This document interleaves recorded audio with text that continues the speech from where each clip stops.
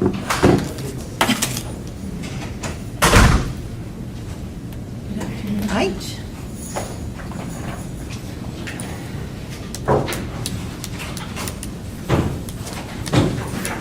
Before we start, can we come sideways?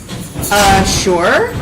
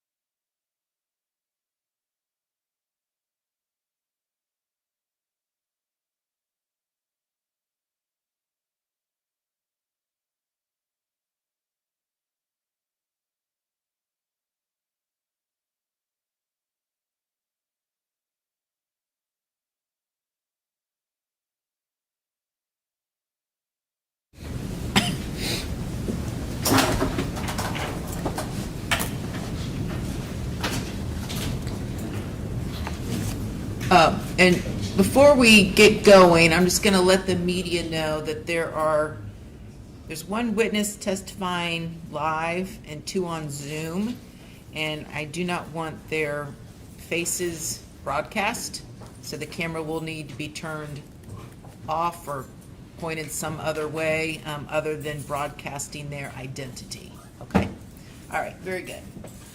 All right. Yes, go ahead, Ms. Doherty. Judge, I just wanted to briefly make a brief argument before we take witness testimony. I know that the defense has filed an amended motion for Arthur Herring, a motion to reconsider pretrial detention, and they have added 2 sentences to their factual basis. And before we listen to testimony, Judge, I just wanted to make an argument, basically the sufficiency of their motion and whether or not we should take any sort of testimony at all, because it is very clear that the court, the prior chief judge that ordered pretrial detention in this case, that there is a statute that's directly on point with requirements that are specifically listed within the statute for when a motion for pretrial or an order for pretrial detention can be modified or dissolved. And there are specific requirements for that, which was the basis of my response and motion to strike.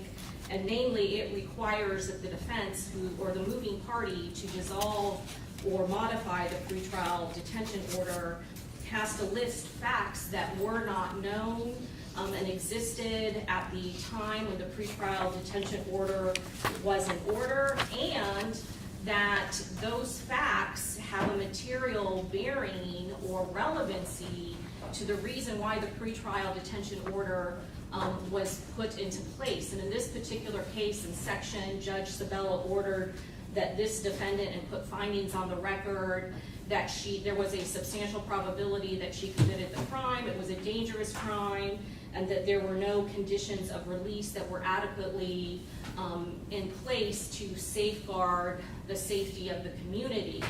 And any facts that were in his first motion. There were no facts whatsoever that were listed in that motion to meet the requirements of the pretrial detention and release statute.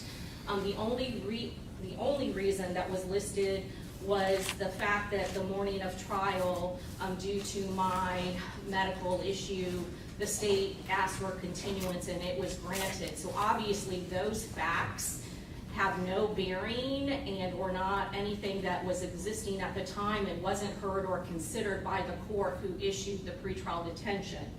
Subsequent to my response being filed, they filed an amended motion for Arthur hearing and motion to reconsider pretrial detention. And the two new sentences that have been added now are 5 and 6. And frankly, again, Judge, these reasons that are listed do not go and are not sufficient to modify a pretrial order of detention that has been in place based on dangerous crime and safety of the community. 5 is just basically since the entry of the pretrial detention order, the parties have had the opportunity to engage in discovery and investigate the case. I don't know how that fact is in existence at the time when we originally had the motion. It's clearly something that has happened afterwards. 6, through the exchange of discovery investigation, the defense has learned that other circuits in the state have gone on record to clarify that ATK is not a gang, and additionally, Ms. Andrews' state of mind has been explored and will be presented. So again, these are stuff that do not meet the requisite requirements of the statute where pretrial detention has been ordered. And so based on that, before we start getting into any sort of witness testimony, this is wholly insufficient. It does not meet the requirements of the statute to modify and order pretrial detention, which in total intent of that statute is to keep people charged with dangerous crimes behind bars if the state has met its burden and proven that a dangerous crime has been committed and that the safety of the community cannot be protected without the pretrial detention of the defendant. And I think you did make the point in your reply that Judge Sabella didn't even conduct an Arthur hearing. He didn't, Judge. We had moved for both of those things and argued for both of those. So the Arthur hearing is moved. It's clear that Judge Sabella decided to hold the defendant, and you can hold the defendant based on either of those Right. requirements. And it was very clear on the record and the findings that Judge Sabella ordered pretrial detention pursuant to the pretrial detention and release statute. And do you concede, Mr. McLima, that at the original pretrial detention hearing that Judge Sabella did not articulate and did not rule on the Arthur factors? I would agree with that, Judge. That's Okay. what's in the transcript. And do you also agree that pursuant to the pretrial detention statute, in order for there to be a modification, once a court has found that it applies, that they have to be facts not known and the facts would have to be material and have some bearing or relevance to the case? Do you agree with that? I don't, Judge. So in the state's motion at the bottom of page 3, the state cites to the statute that they're referring to, 907.041 5J. That statute no longer exists. That statute, by research, is from 2023. Statute has since been amended. So that subsection does not exist. The section that reads, a party made motion for pretrial detention order to be reconsidered at any time before defendant's trial. So that no longer exists. In 2024, it just moved to subsection K, and then in 2025, if you look on Lexis, that language doesn't even appear anymore at all. Okay. So What's your response to that, Ms. Judge, Doherty? I specifically cited the statute that was in effect at the time when her pretrial detention hearing was heard. So Okay. I had to. But the legislature has subsequently changed it, correct? Judge, that is correct. And so, In the current statute, that subsection is still in existence. It's just moved to a different letter. I disagree. okay, well, let me take a look. I'll look it up right now, just make sure we have the most current reading of the statute, and we'll see what it says. But at this point, we can go forward and the defense can call witnesses, all right? So I'm gonna deny the state's motion to strike the motion to reconsider pretrial detention, okay? So who's gonna be your first witness? First witness is Detective Nieder. Okay, He is on, it should be on Zoom. all right, let me look. And Judge, just to go back, and I'm sorry to belabor the point, but the reason I brought the statute book is it specifically states when that new pretrial detention and release statute goes into effect. Each subsection tells when that statute is effective and what the dates are that are encompassed. And the one that I cited to is the one that is in effect. And so the ones that are subsequent to that also say when they go into effect, and that is after the date and time frame. Of when the original pretrial detention hearing was, or today? When the original. I understand, Okay. but assuming the language has changed, I'm assuming Mr. McLymont is going to say it's retroactive application. I'm assuming that's what you're going to tell me, right? Or that I can consider, and it's got to be done now pursuant to the current statute, correct? Yes, that would be my argument. Okay, so I'll take a look at it and we'll go from there. Okay, yes, Detective, is it Nader is present? Neither, yes, neither. N-E-A-D-E-R.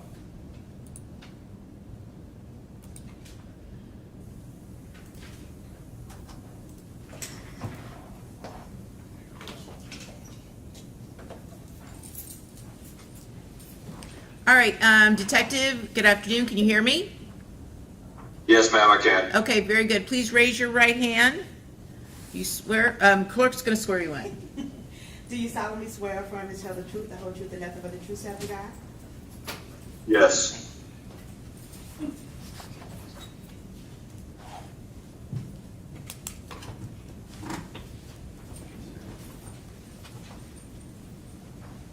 gonna go to the podium, Judge. Yes, you will need to.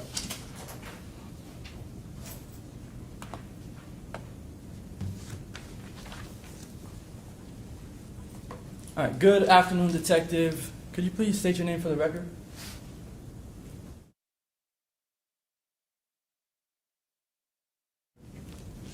Jacksonville Sheriff's Office. How long have you worked at the Jacksonville Sheriff's Office? Coming up on 9 years. You're a detective now, but how long have you been a detective for? About 5 years. All right, and what type of detective are you currently? I'm a detective in the gang unit. How long have you been in the gang unit as a detective?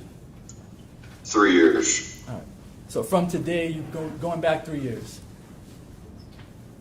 I mean, it'd be 3 years in September, so a couple weeks. All right. So at the time of the incident, in this case, you had been a detective in the gang unit for how long? Back in June of 2024. As of when, I'm sorry? As of June 2024. 2 years? Almost 2 years? Okay. About a year and a half, or maybe a little bit over a year and a half? Roughly? All right. You, in the gang unit, the detectives there, they're assigned to particular gangs in Jacksonville. Is that correct? Yep. All right. How many gangs are you assigned to in Jacksonville? 1. What's the one gang you're assigned to in Jacksonville? ATK. All right. And are there any other detectives assigned to ATK in Jacksonville? No.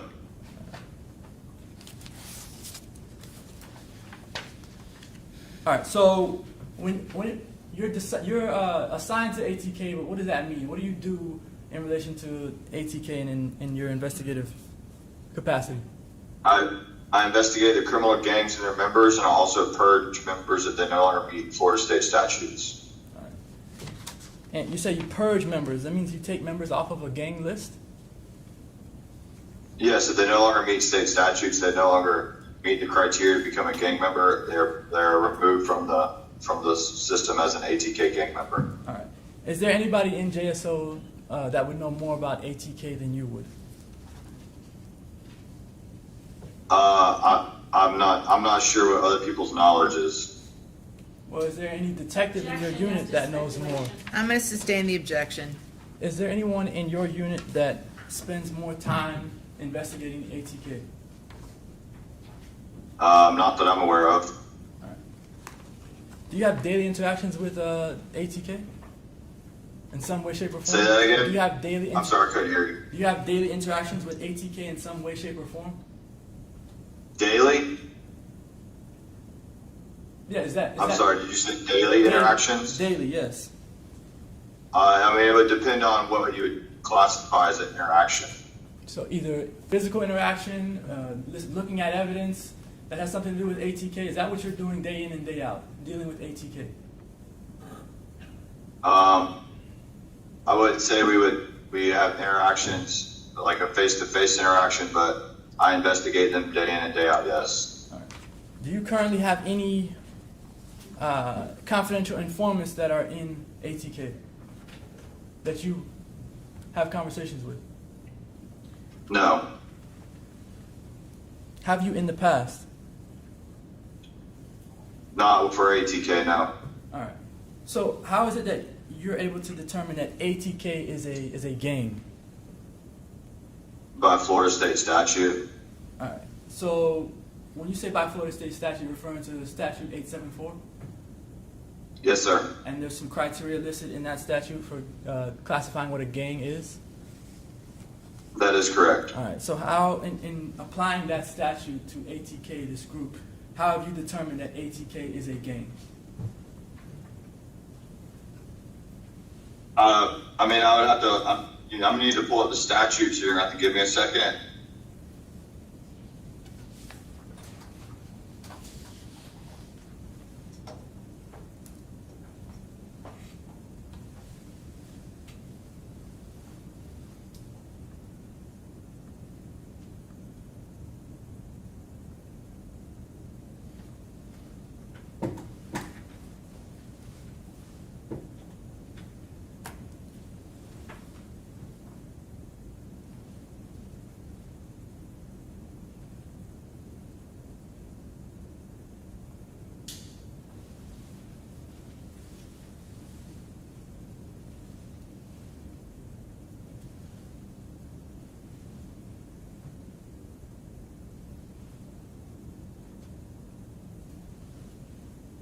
So Florida state statute states that a criminal gang is a formal, informal, ongoing organization, association, or group that has one of its primary activities is the commission of criminal or delinquent acts, and it consists of 3 or more people that have a common name, sign, color, or symbol, including but not limited to terrorist groups, crime organizations, and hate groups.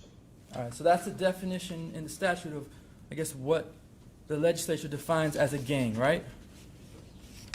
Correct. And now, how is ATK a gang when you look at that statute and you look at their activities? What do they do that makes them a gang?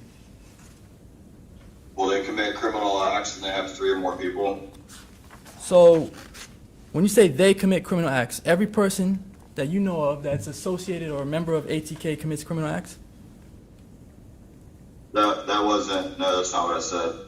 You said that they create. You asked what is a gang, and that's what a gang is. Your So testimony. the group, Go ahead. the group of ATK commits criminal acts. Yes. Okay, so the group as a whole is what you're saying. I mean, I would be the group ATK. What I'm just trying to understand is, are you saying that the group ATK commits criminal acts as a whole, or are you talking about specific members? I'm not, you'd have to rephrase the question. I'm not sure I completely understand what you're asking. I'm really just asking you to clarify what you're saying when you say that ATK commits criminal acts. Yeah, I don't know how else to clarify it. Are you saying that all the members in ATK commit criminal acts? I'm saying that the group, you asked how the group was documented as a criminal gang. I know, that was the first question. Now the second one is whether the entire group, whether it's your knowledge from your experience, from your investigations, does every member in ATK commit criminal acts? Yes or no? Do you know? I don't know what the people have done. The members that I have come across, they have committed criminal acts. Okay. And in your, I guess, in your field, so long as there are some people in ATK who have committed criminal acts that makes them a gang, since there's at least 3 of them?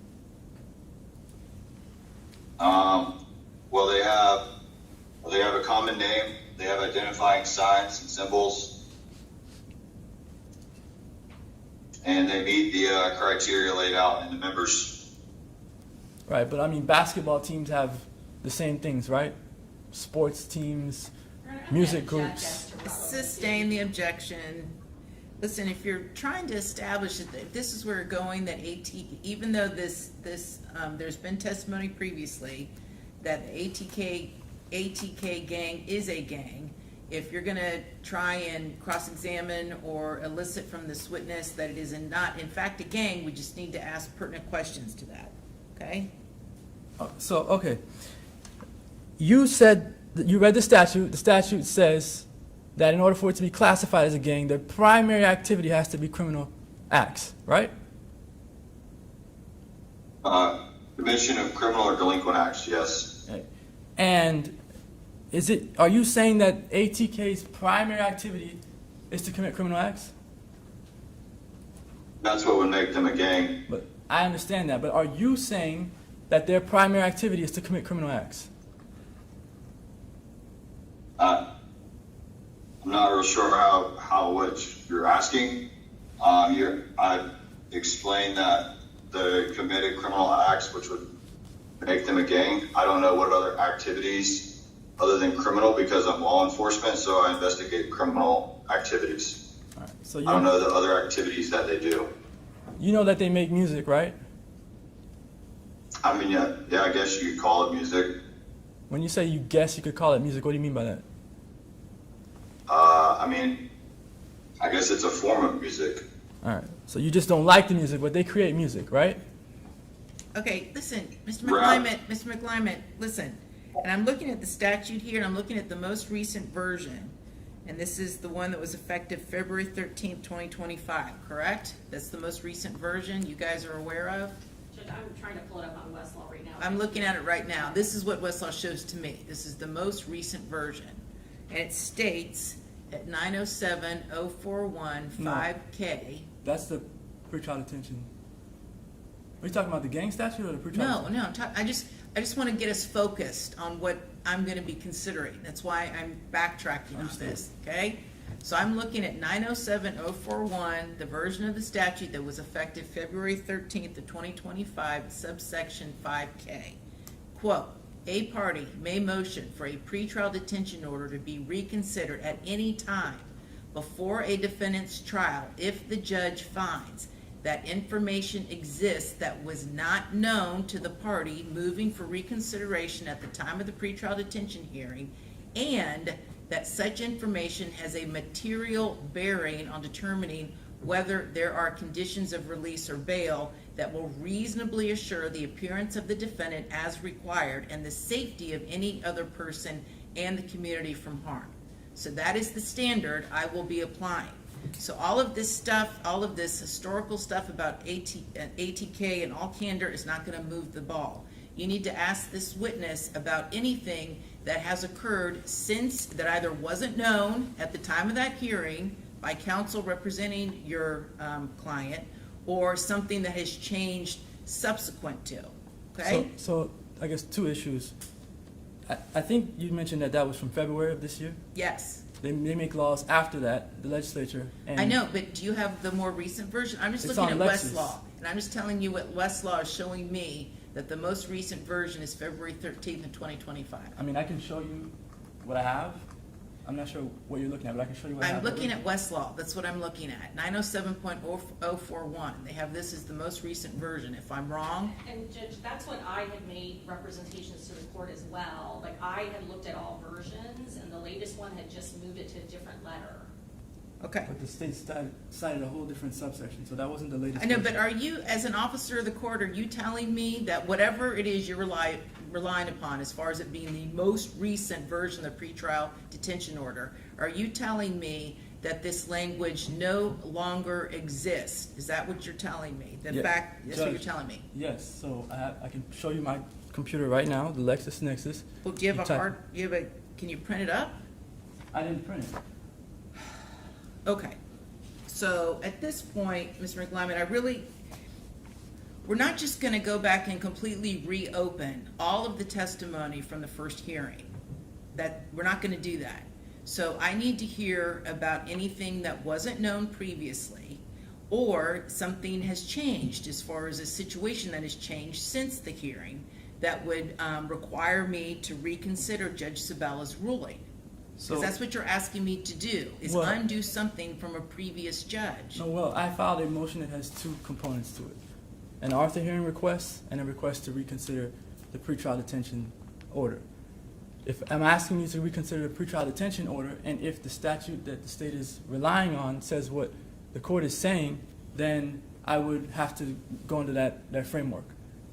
For my Okay. Arthur hearing, I don't have to show any change in circumstance. I'm traveling under a completely different procedural rule, 3.131, and the first sentence in Article 1, Section 14. So I don't have to show this change in circumstance or anything like that for the Arthur hearing. That's what I asked for I know, but in my motion. Judge Sabella entered his order, he didn't even address Arthur. But that's the point.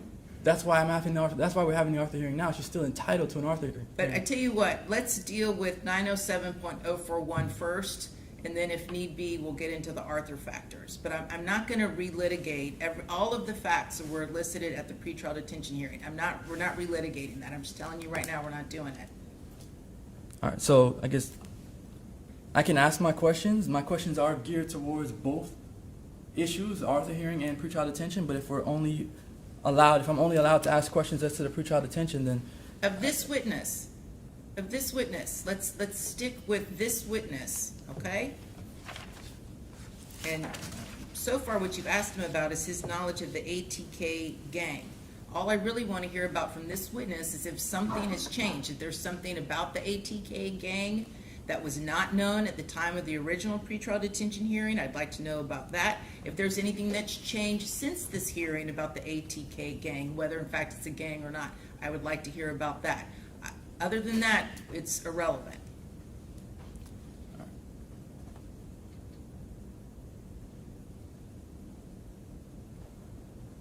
you testified at the pretrial detention hearing for Alicia Andrews last year. Is that correct? Yes, I believe it was last year. All right. And during that hearing, did you testify about Isaiah Chance's relationship with youngin' ace Kenyatta Bullard? I don't recall. All right. Did you testify about whether youngin' ace paid or has paid for any legal fees for any of ATK's gang members? Have I testified to that? I don't recall. At the pretrial detention hearing. I don't recall. I asked for my transcripts from the pretrial detention, and I didn't receive them, so I don't exactly recall what was said over a year ago. All right. So, are you aware that Isaiah Chance and youngin' Ace had a relationship at some point in time? Is that your understanding? I don't know what you would say by relationship. I mean, I would say maybe acquaintances or something like that. all right. So they knew each other and they communicated with each other? I'm not sure if they had communicated with each other. So how were they acquaintances in your view?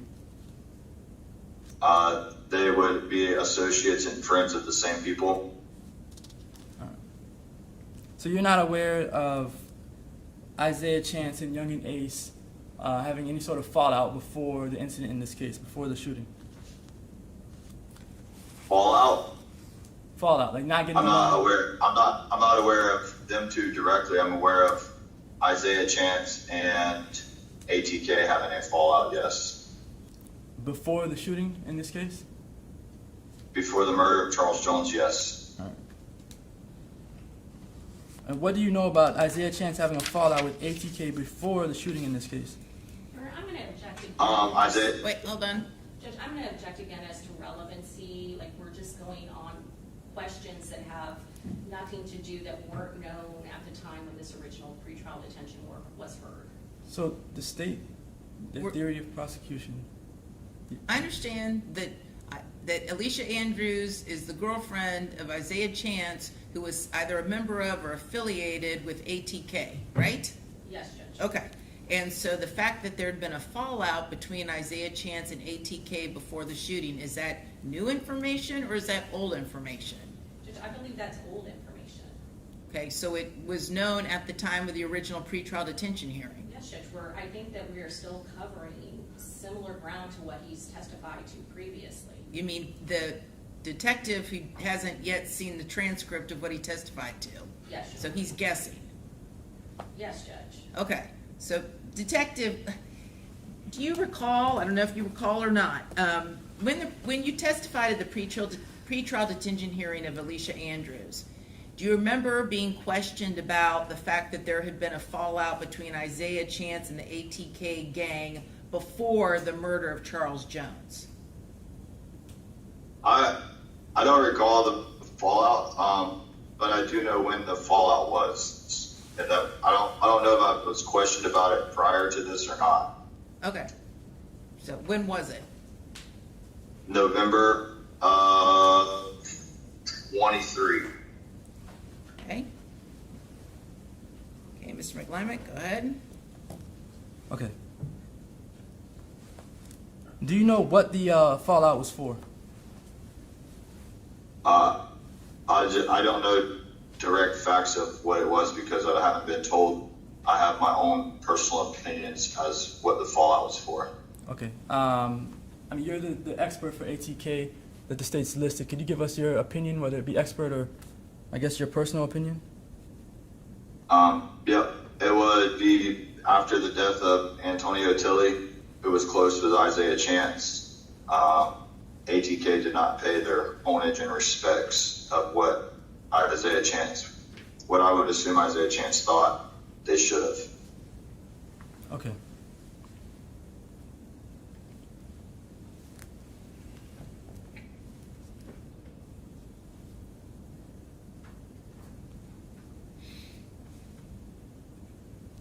All right. Under the pretrial detention standard, I have no further questions. Okay, Cross. No, Your Honor. Okay, may this witness be excused? Yes, if we're not, I guess I would just make an objection for the record. I had other questions for the Arthur hearing issue. If he's excused, I won't be able to ask those questions. So Well, there's the issue. you can proffer. What else were you going to get into? The whole background of the case? Well, not the whole background. I have a few sections. This is not the trial, so I'm not going to go over everything with him. Yeah. So, I'm going to sustain your objection at this point, and at the end, you can, if you want to create a record, you can by proffering. But okay, thank you. With that understanding, Detective, you are excused. You can leave the Zoom. Yes, ma'am. Thank you. Have a good Okay, weekend. You too. All right, who's going to be your next witness? it'll be Ms. Robinson. Okay, and I believe this is one of our witnesses. I'm going to ask the media to not broadcast her appearance. Ms. Robinson, come forward.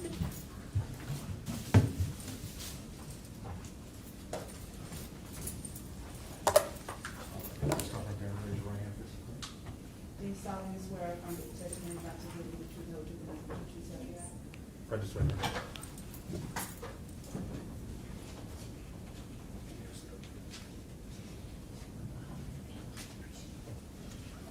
And for the purposes of this hearing, you can just refer to her as Ms. Robinson, okay?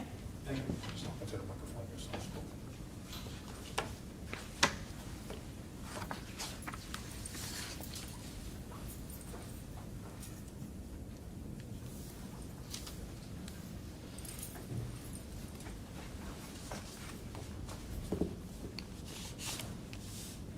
All right, Ms. Robinson, can you tell us how old you are?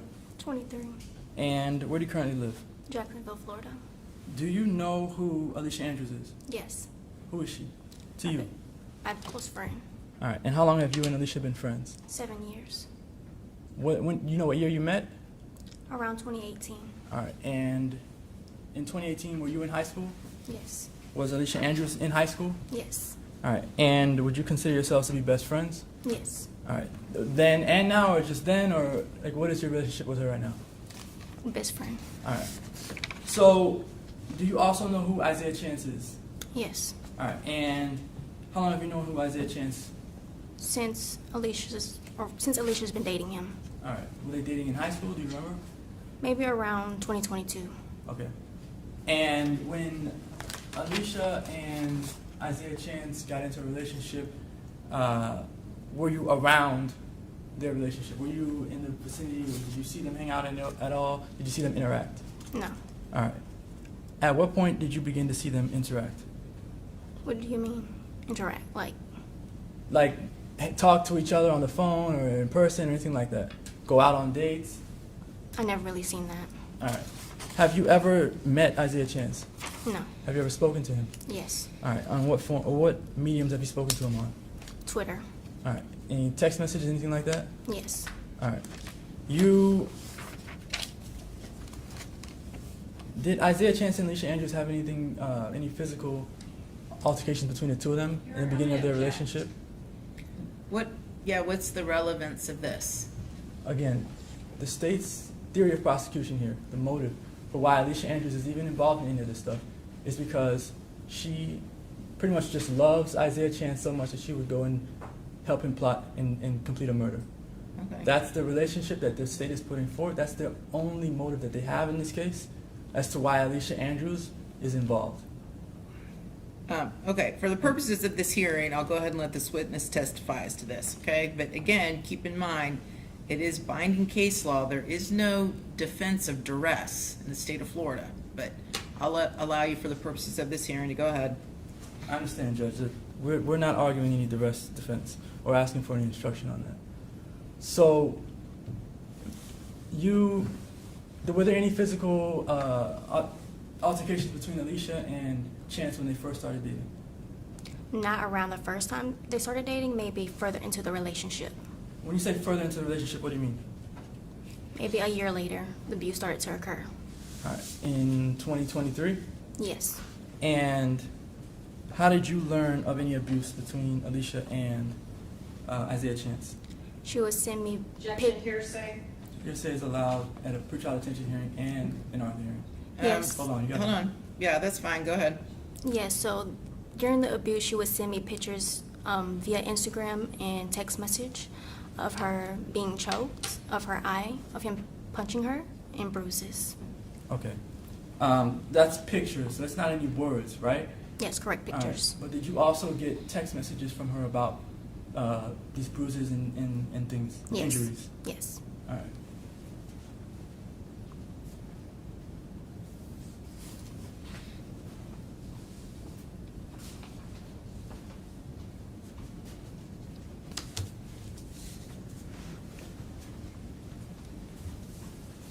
All right. Can you tell me what that document is I just handed to you?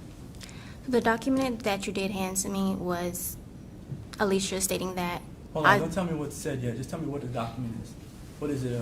basically of Isaiah choking her and me stating that he needs to stop putting his hands on her. So you're telling me what's in it, but tell me what is that you're looking at? Oh, an image of me and Alicia messages and Isaiah. Okay. Is it a screenshot? Yes, it's a screenshot. All right. And where does the screenshot come from? Text message and Twitter From whose phone? from mines. All right. And is that screenshot has been altered in any way? No. Is it an accurate depiction of the screenshot that's in your phone? Yes. And is there? I'm asking the court to admit this into evidence. Well, I'm listening to her testimony, and so you want now to admit the screenshot? Do you have Yes. something on paper? It's on paper. I handed her Okay. the document. Any objection, just for the purposes of this hearing? No objection, Judge. Okay, that's fine. Go ahead and admit it. Defense one? Yes. Have you marked it? Not yet. It'll be defense one. All right. So on the left of that document, can you tell me, or can you just read it to the court? Yes, I can. Well, first, tell me who's the conversation between on the left. Between me and Alicia. All right. Go ahead. So the message between me and Alicia is she stated that Isaiah did choke her. She stated that, bruh, excuse my language, bruh, this bitch almost killed me. And I stated, who? She said, Zay. And I replied, what did he do? She said, I couldn't breathe. I said, he choked you? She said, yes, he covered my mouth. I couldn't breathe. 10 more seconds, I would have been dead. All my blood was rushing to my face. And I replied, he is weird. What is wrong with him? Is he being insecure? She said, I sent it to you. It's red as fuck. He's trying to kiss me and hug me. No, something is really wrong with you. And I replied, see, you gotta stop him. All right. So, do you remember when that was, that exchange between you and Alicia? February 10th, 2024. I'm sorry, what was that date? February 10th, 2024. Okay. All right. And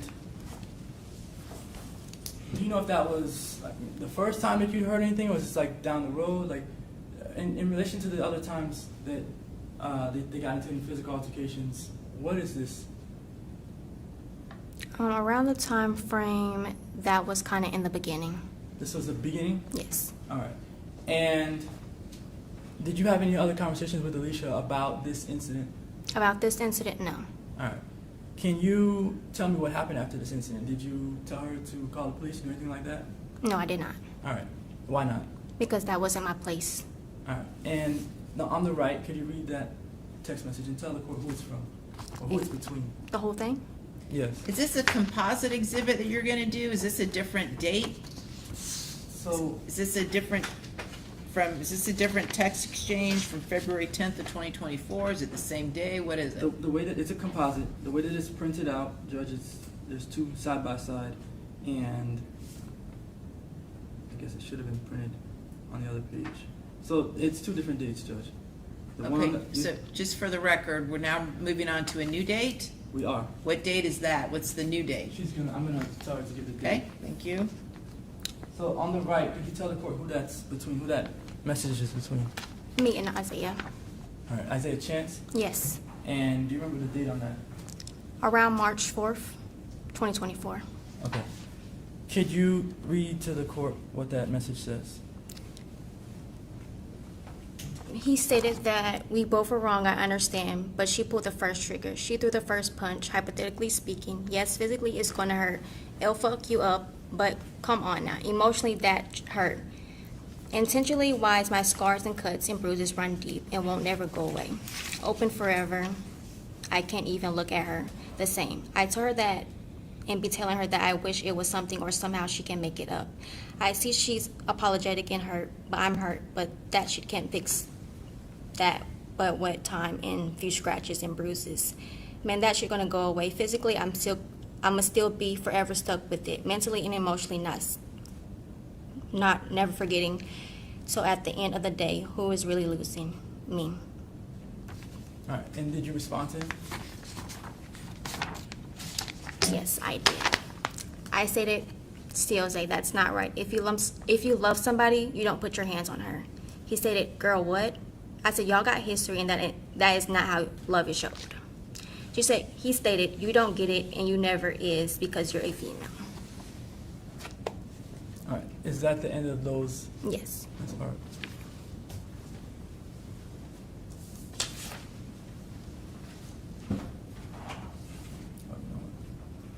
I'm sorry, let me ask you to explain. When it says here, she threw the first punch hypothetically. When you got this message from Isaiah Chance, was your understanding that Objection. Alicia? It's speculation, Judge. Sustained. Well, let me ask you this. Do you know what Isaiah Chance meant when he said she threw the first punch Objection. hypothetically? It's speculation. Well, that hypothetically means she's speculating, No, so I'm the gonna, message says the word hypothetically in it, so I'm not telling her to give me a hypothetical. well, I don't need her to guess what Isaiah Chance meant, so. I'm not asking her to guess. I asked her if she knows, yes or no. If she doesn't know, then Well, it's do you speculation. know? No. Do you know if Alicia to hit Isaiah Chance? No.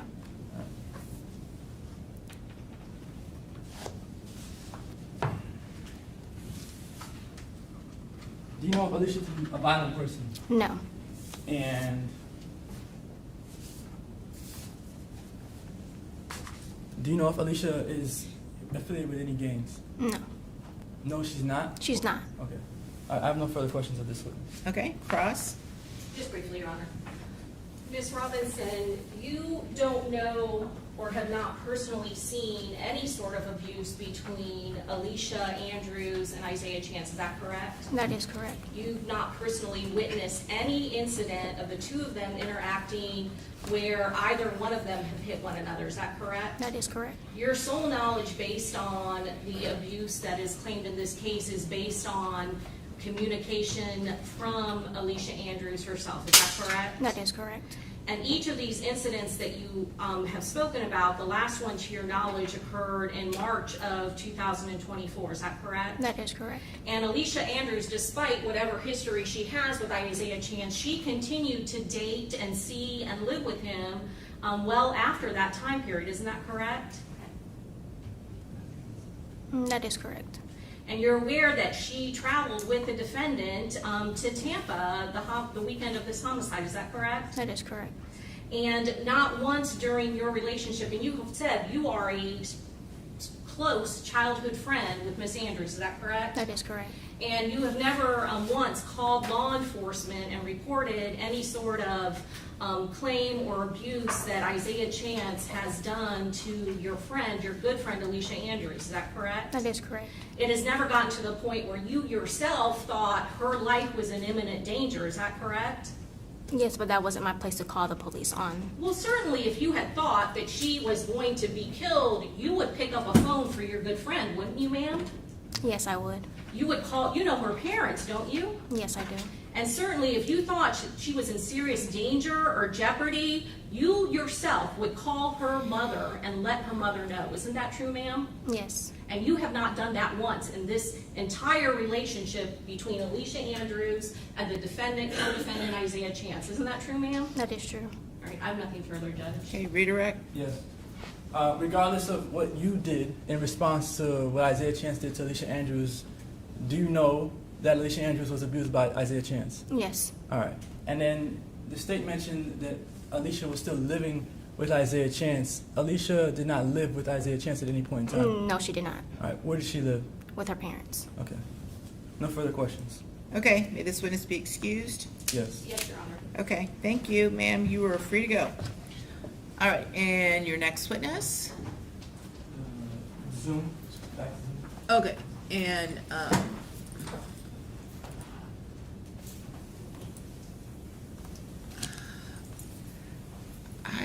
do you know, I don't see a name on here that corresponds.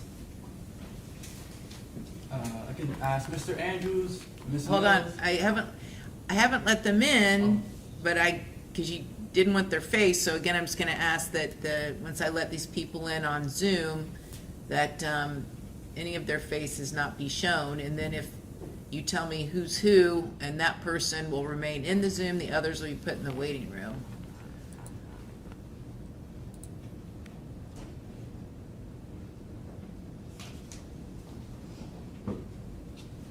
So podium podium does have its, Yes, sir. okay, but I don't think it's got sound. Just went off. Just off. See right here.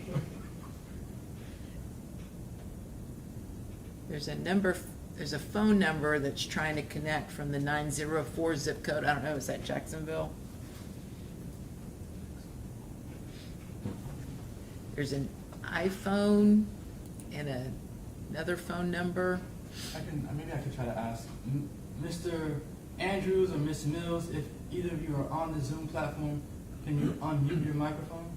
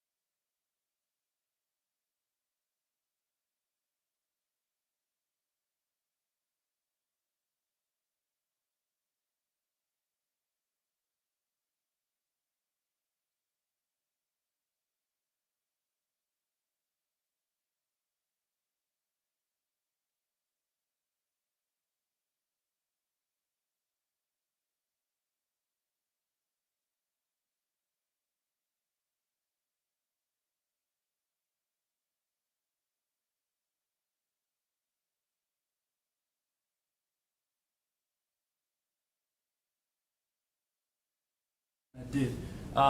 My proposal is that we don't allow everyone in. They just change their names on Zoom to the correct name. No, I'm not opening up that Zoom again. So they can appear telephonically if the state doesn't object. Judge, I don't object. So, Is there a number they can call into? yes. There is. Unfortunately, I don't know it. But if you give me their number and let them know that I will be calling them, then,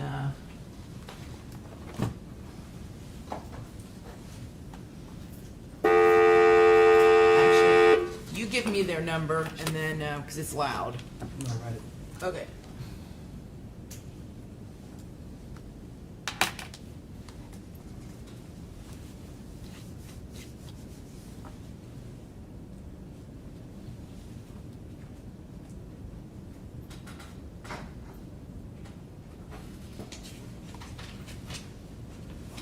Okay, and is this Miss Mr. or Miss? Miss Mills. Miss Mills, all right.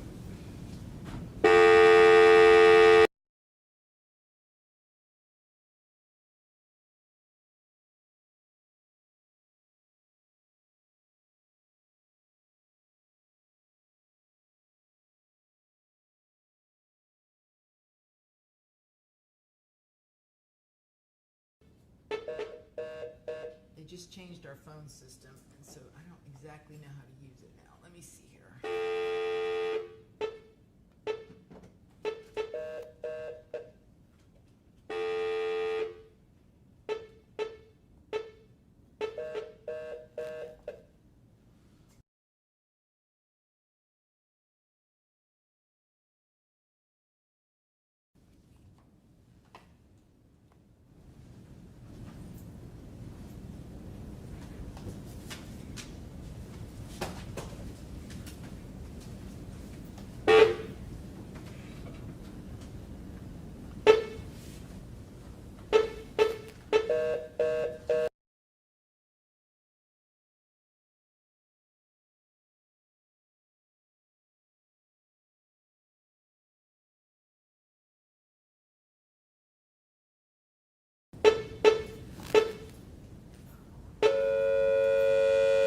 Hold on. Let me check my emails. They just changed out our phone system and they did something different as far as making calls. Let me see what.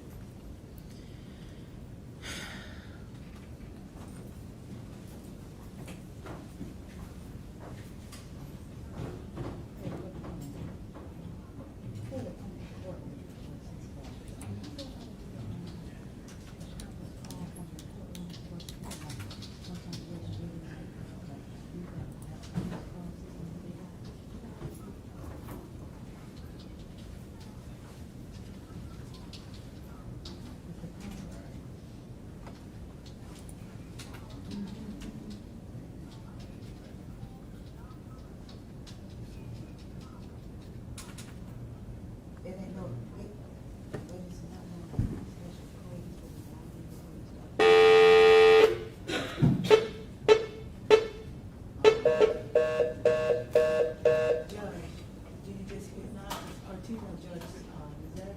Yeah, that's it?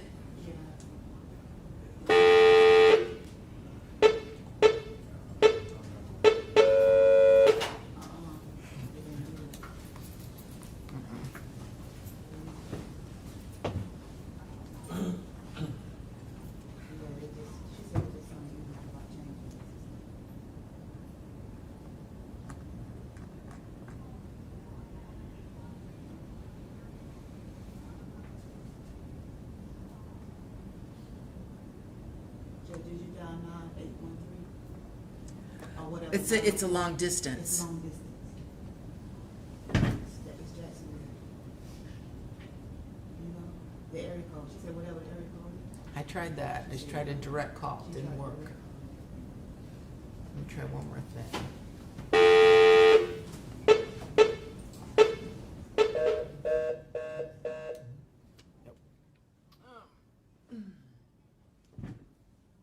Let me go look up the number in my JA's office.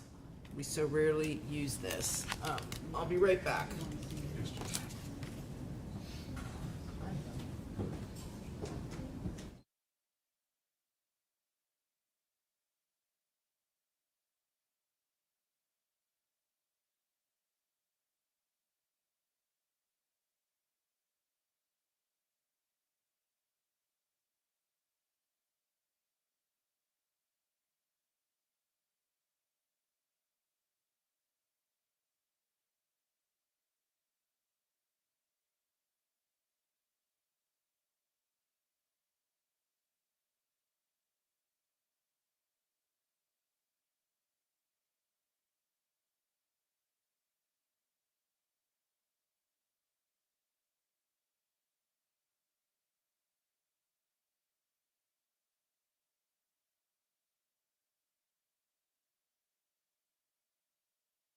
Ms. McLyman, I think this is the number, so come get this, and are you communicating with them via text? Yes. Then text them that number at the bottom, and have them try that, and we'll see if it comes through.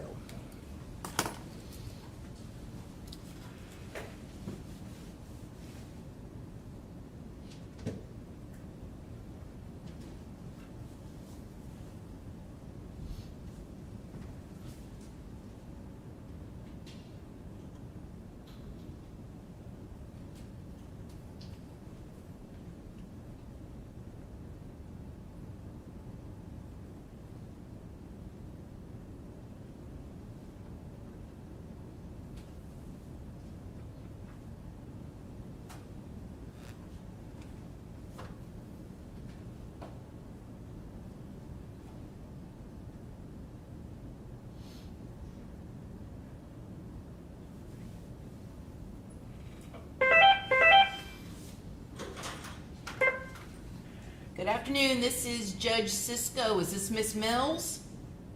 Yes, ma'am. I'm sorry about that. I don't know what happened. I'm sorry. It's all right. Listen, we're going to proceed forward, so wherever you are, please raise your right hand.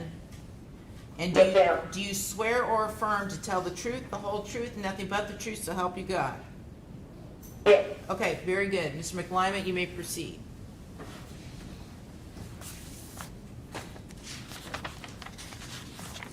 All right. Good afternoon, Miss Mills. You may have to, I don't know if she can hear you or not, but this, Oh, this.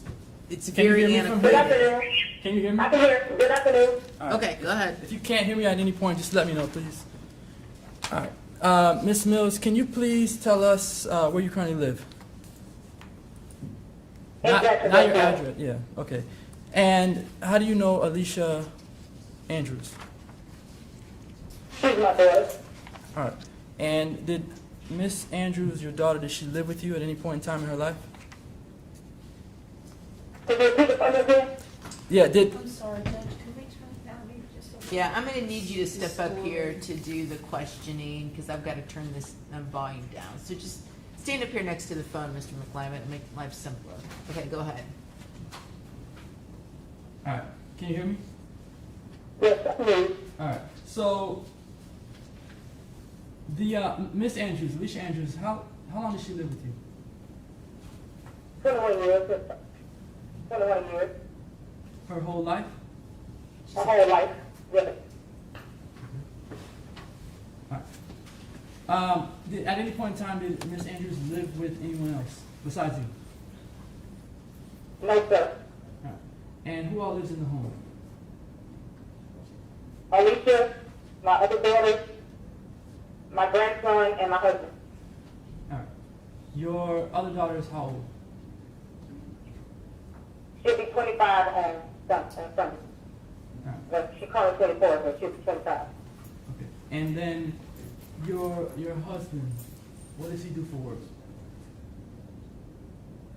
He drives tugboat. He drives what? Tugboat. Tugboat. Like TUG? Seaman. Like seaman. Like working seaman. Can you spell Drive semen? boat. Can you spell semen for us? For the court? Seaman. S-E-A-M-A-N. Seaman. Okay. Like working seaman. Like a Got it. How long has he been doing that for? I'm not sure, over 5 years, I'm not sure. All right. And do you all own a home? Yes, Can you tell us, do you know who Isaiah Chance is? yes. All right. Who is Isaiah Chance? Alicia's friend. All right. And do you know when Alicia met Isaiah Chance? I believe around 2022, I believe. And what was your understanding of the relationship that Alicia had with Isaiah Chance? She was just, they were just friends. Okay. And would she leave the house to go to his house at any point in time? She left with him once when I first met him, All right. but I don't know him, personally. I just know when I met him the first time. When you say you don't know him personally, you didn't have any relationship with him? No, sir. Alright. And Alicia, was she in a sort of relationship with him? More than just a friendship? Yes. Okay. And did you at any point in time learn about any issues that they had between each other? Yes. Alright, what issues did they have? I learned about the domestic violence. What did you learn about it? When she came home and he hit her in the eye. Do you know when that happened?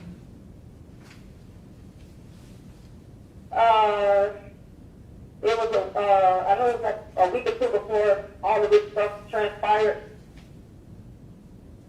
Alright. Is that the only time that you're aware of any physical altercation between the two of them? Yes. Alright, yeah. Did you hear of any others since that time period? No, only when she told us about that. He hit her in the eye. Alright. And when she was hit in her eye, what did you do about it? I asked Alicia did she want to go to the police station and put in the report, but she was afraid. What was she afraid of? She was afraid I had a chance. Alright. Were you aware of any alleged gang affiliation with Isaiah Chance? No, sir. I'm just learning about all this as all this stuff happening now. That's how we all learning about it. I never knew. And if Alicia were released, let me ask you this before I get to that. Alicia, did she graduate school? Yes, she did. Yes, sir. How far did she get in school? She graduated to the 12th grade. And did Alicia have any jobs after she graduated? Yes, she had several part-time jobs. Could you explain what jobs Alicia Andrews had? She worked at Amazon, Firehouse. She was a substitute teacher, was a last employee, but she worked with special needs kids. And she also had One second, Ms. Mills. 1 second. Give me a second. Hold on. Also, The court reporter is having trouble hearing you. At times, just kind of slow down so she can hear you better Okay. because it's a little bit of static. The last I heard was Amazon and I think Chick-fil-A, and then you said she might have been a substitute teacher where? yes, she worked at Amazon, Firehouse, and she was a substitute teacher where she worked with different kids like special needs. And she also had a suite where she rented a suite where she did lashes and facials and she does hair. Okay. So in Alicia's, I guess, spare time, is she working majority of the time? Yes, she was doing hair and different facials and lashes. She went to school for esthetician. She got an esthetician license. Alright. So she was doing that on the side. Do you know of her to be involved in any gang activity? No, sir. My daughter's not in the game now. No, sir. And if she were released or granted some form of release, where would she go to live? She would be home with me and my spouse and my daughter and my grand. Okay. When you say your grands, are you referring to Alicia Andrews' daughter? My grandson and my granddaughter. Is the granddaughter Yeah. you're referring to, is that Alicia's child? Yes. All right. And do you work currently? No, sir. Right now I'm unemployed right now. And if Alicia were released, I guess, to your custody, would you be able to monitor her? Yes, sir. All right. And would there ever be a time when she's at the house, I guess, by herself? No, sir. And why not? Because I have my daughter here and I also have my husband here. All right. And And that's say the last part again. You broke up. my daughter and my husband and my grand. Okay. 1 second.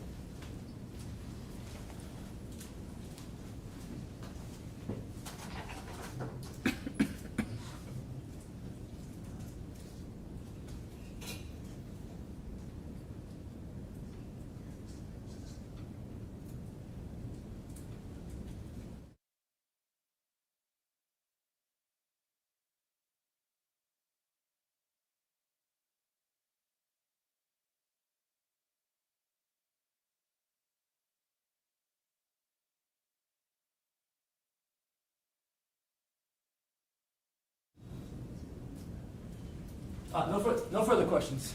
Okay, State, do you have any questions of this witness? I do not, Judge. Okay, thank you, ma'am. I'm gonna go ahead and hang up now, all right? Okay, thank you. Okay, all right, bye-bye. Bless you. All right, you wanna have your next witness call in as well? Doing that right now, Judge.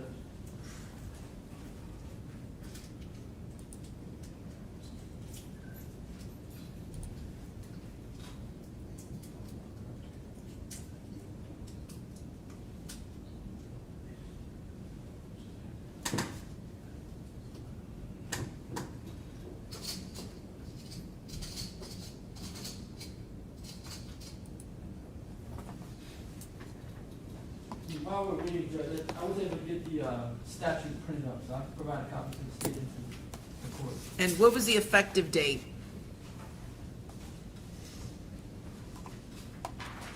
Give me a second.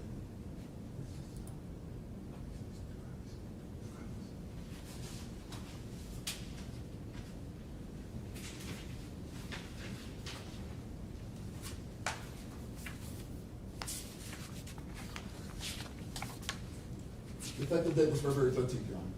I know, but that's what I'm looking at online right now. So I don't understand where the, let me see what you've got, because I'm looking at it right now online on Westlaw.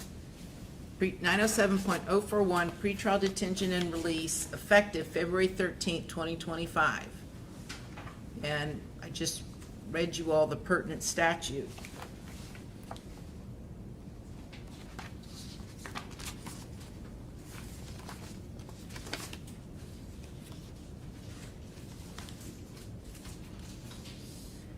And the version you have says current through the 2025 regular session. When did the regular session end?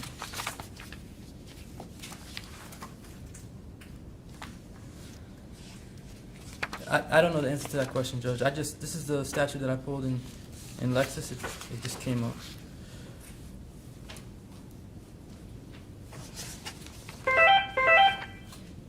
I don't know who this is. I'm scared to even answer.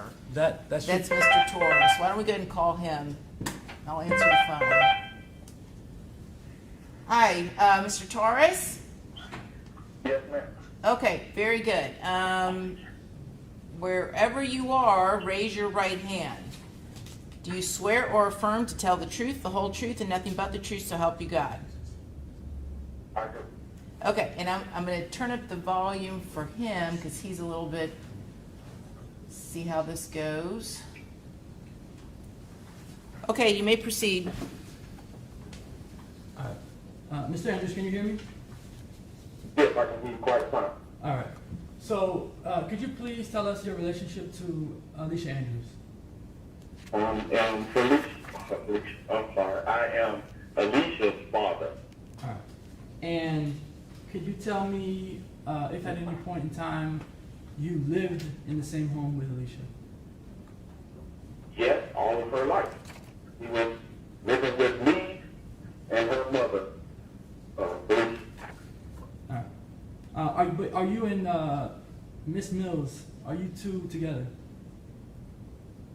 No, we're not. And when? We've been co-parents. Okay. So how long have you been co-parenting? I would think that Alicia was 2 years old. All right. So you interacted regularly with Alicia? Yes, of course. All right.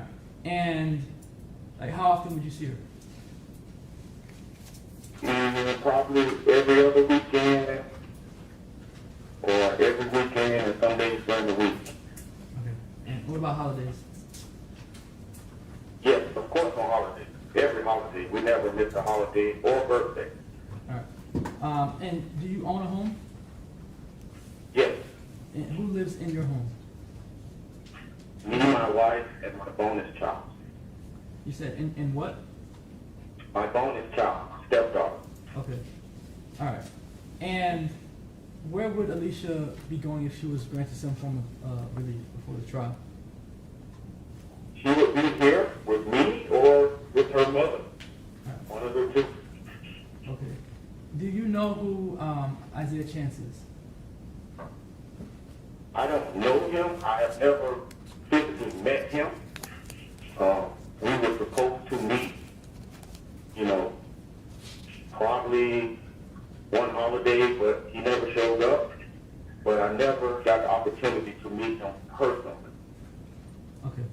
Do you know if that was for any particular reason?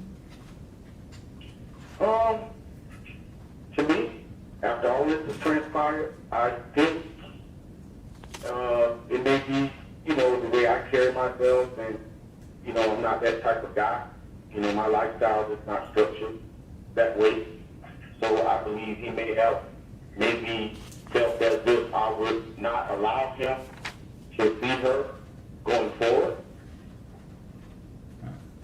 When you say you're not, That's the only thing I can possibly say. I can't really say what it would be because I never met him. okay. Now, you have a job. Yes. What do you do for work? I'm a container refrigeration mechanic. And how long have you had that job for? 27 years. Alright. So you have a stable job, and you're able to manage Alicia if she's out? Yes. Alright. You're able to provide support? Yes, definitely. Alright. Are you able to keep her, I guess, away from individuals, certain individuals? Of course. Now that this transpired, we would definitely, much less her mother, would definitely make sure that doesn't happen. Or anyone. So for the most part, she will be at home. She won't go anywhere. Alright. Did Alicia ever hide things from you? And let me be more specific. Did Alicia hide her relationship with Isaiah Chance from you? I can't say, I would say so because I never got a chance to meet him. I know more about him based on what's going on now than I ever knew about. And you also became aware of this domestic violence? Yes. When did you become aware of it? It was one particular day, her mother called, and when I arrived, I learned that she had a black eye, and I asked her what was going on, she said other, and if I'm not mistaken, I asked her what happened, and I assured her that, no one should be putting their hands on. I never put my hands on my daughter, so I wouldn't allow anyone to put their hands on my daughter. So, one thing led to another. We never really got into the conversation. I think she was more or less hurt, much scared. And, for the most part, she stayed away. Then all of a sudden, this happened. All right. Do you know Alicia to be a violent person? No, she's not a violent person. Is she dangerous? No, she's not dangerous. All right. She wouldn't hurt a fly. All right. And, well, I guess, give me one second.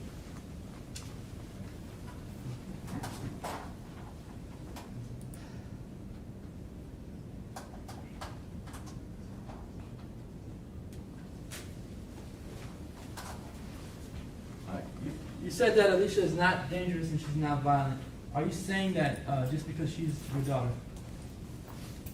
No, in the view that, other people may see, or the view, that's not the view for me.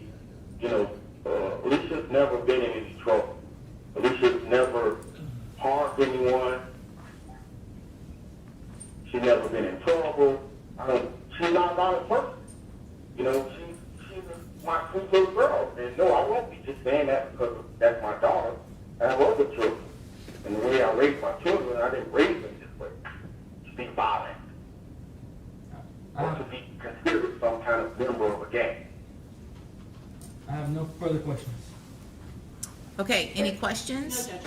Okay. All right, thank you so much, Mr. Torres, and I'm gonna hang up the phone now. Your testimony is concluded. Thank you very much. Okay. Okay, any additional witnesses? Just Detective Ramos.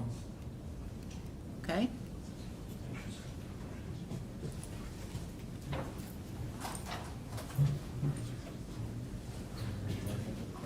Do you solemnly swear or affirm to tell the truth, the whole truth, and nothing but the truth, so help you God? I do. Right this way, sir.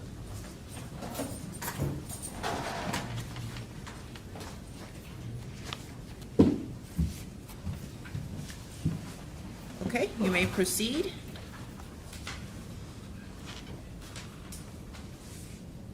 All right, Detective Ramos, you are the lead detective in this case from Tampa Police Department, is that correct?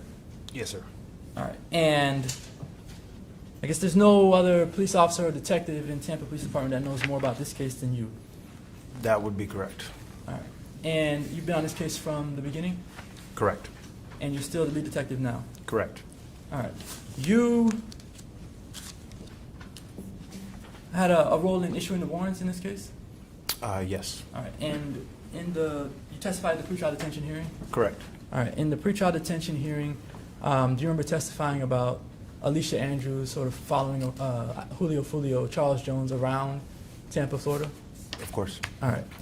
When you testified at the hearing that Alicia Andrews was following Charles Jones around, can you say when, from your, I guess, investigation, when it was that Alicia began to follow Julio Foolio, Charles Jones?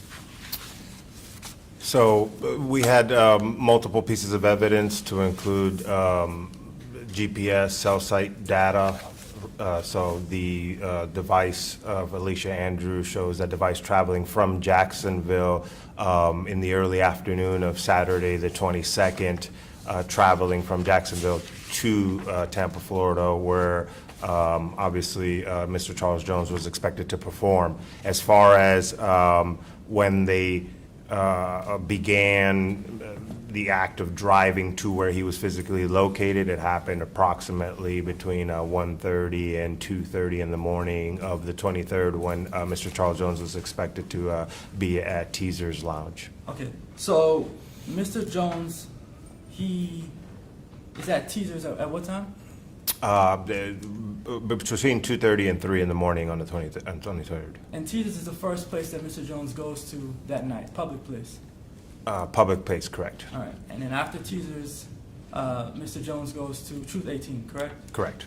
All right, and then after that he goes to a hotel. Correct. All right. Did Alicia Andrews, from your investigation, did she follow Charles Jones to Teaser's, the first location? Yes. How do you know that? Because she's on video and she identified herself from that video. When I say did Alicia Andrews follow Charles Jones, like, was she behind his vehicle, driving behind him to get to Teaser's? I'm not going to get into the specific of what the definition of following is. Mr. Jones arrived on video, and then shortly after, Alicia Andrews arrives on video. She is seen getting out of the car, walking up to get within eyesight of the front door where Mr. Jones was waiting to go in. After Mr. Jones goes into the club, she then retreats back to her vehicle and drives away in stages nearby based off of the cell phone data. So by following, I mean Mr. Jones arrives, and then Alicia arrives shortly after, and on video you can see Alicia positions herself in a position where she can see Mr. Jones. All right. So I kind of want to take this step by step. And the first thing you're saying is that Objection, Your Honor. I am going to object. I'm going to sustain the objection. This was all part of the initial hearing. I've read the transcript. So again, and we'll talk about what you gave me and what I see online regarding 907.041, specifically, and what you gave me from Lexis, and I cannot explain this. But Westlaw has something different from Lexis regarding what 907.041 says, both of those showing being effective February 13th of 2025. I would note in the version you gave me, there is no provision for even reconsidering a pretrial detention motion. It's not even in there in what you gave me.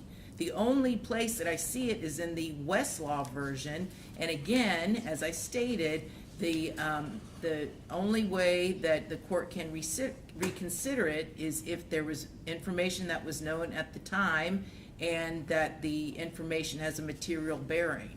So we're not going to revisit all of the testimony taken by Detective Ramos at the original pretrial detention hearing. I've read the transcript, I am familiar with it, and so we need to focus on what evidence was not known at the time. all right. So I would like an opportunity to at least hear the legal objection from the state and then get a chance to respond to it. They did just object, and they said Well, I it's, didn't get the legal basis. It just said objection and the court sustained it. I didn't get an opportunity to to, Okay, go ahead, state the legal basis. Judge, we'd object as to relevancy. As we have previously stated, this is already, all of those questions have already been litigated in the original pretrial detention motion. Sustained. Okay? and I didn't get a chance to respond to it. But again, for the record, the state is arguing a standard for reconsideration of a pretrial detention motion. I filed a motion for an Arthur hearing under 3.131. Right, but if, And, we're gonna first address, under the standard of the pretrial detention statute, because if I find that the motion for reconsideration should be denied, then the Arthur factors become moot. And again, Judge Sabella didn't even address it at the original hearing. So So- you've made your objection noted for the record, but And I want to also add this. If the court could revert to the pretrial detention standard, when someone files an Arthur hearing, the Arthur hearing standard and the Arthur hearing, the constitutional provision for it, the statutory provision for it, would be meaningless.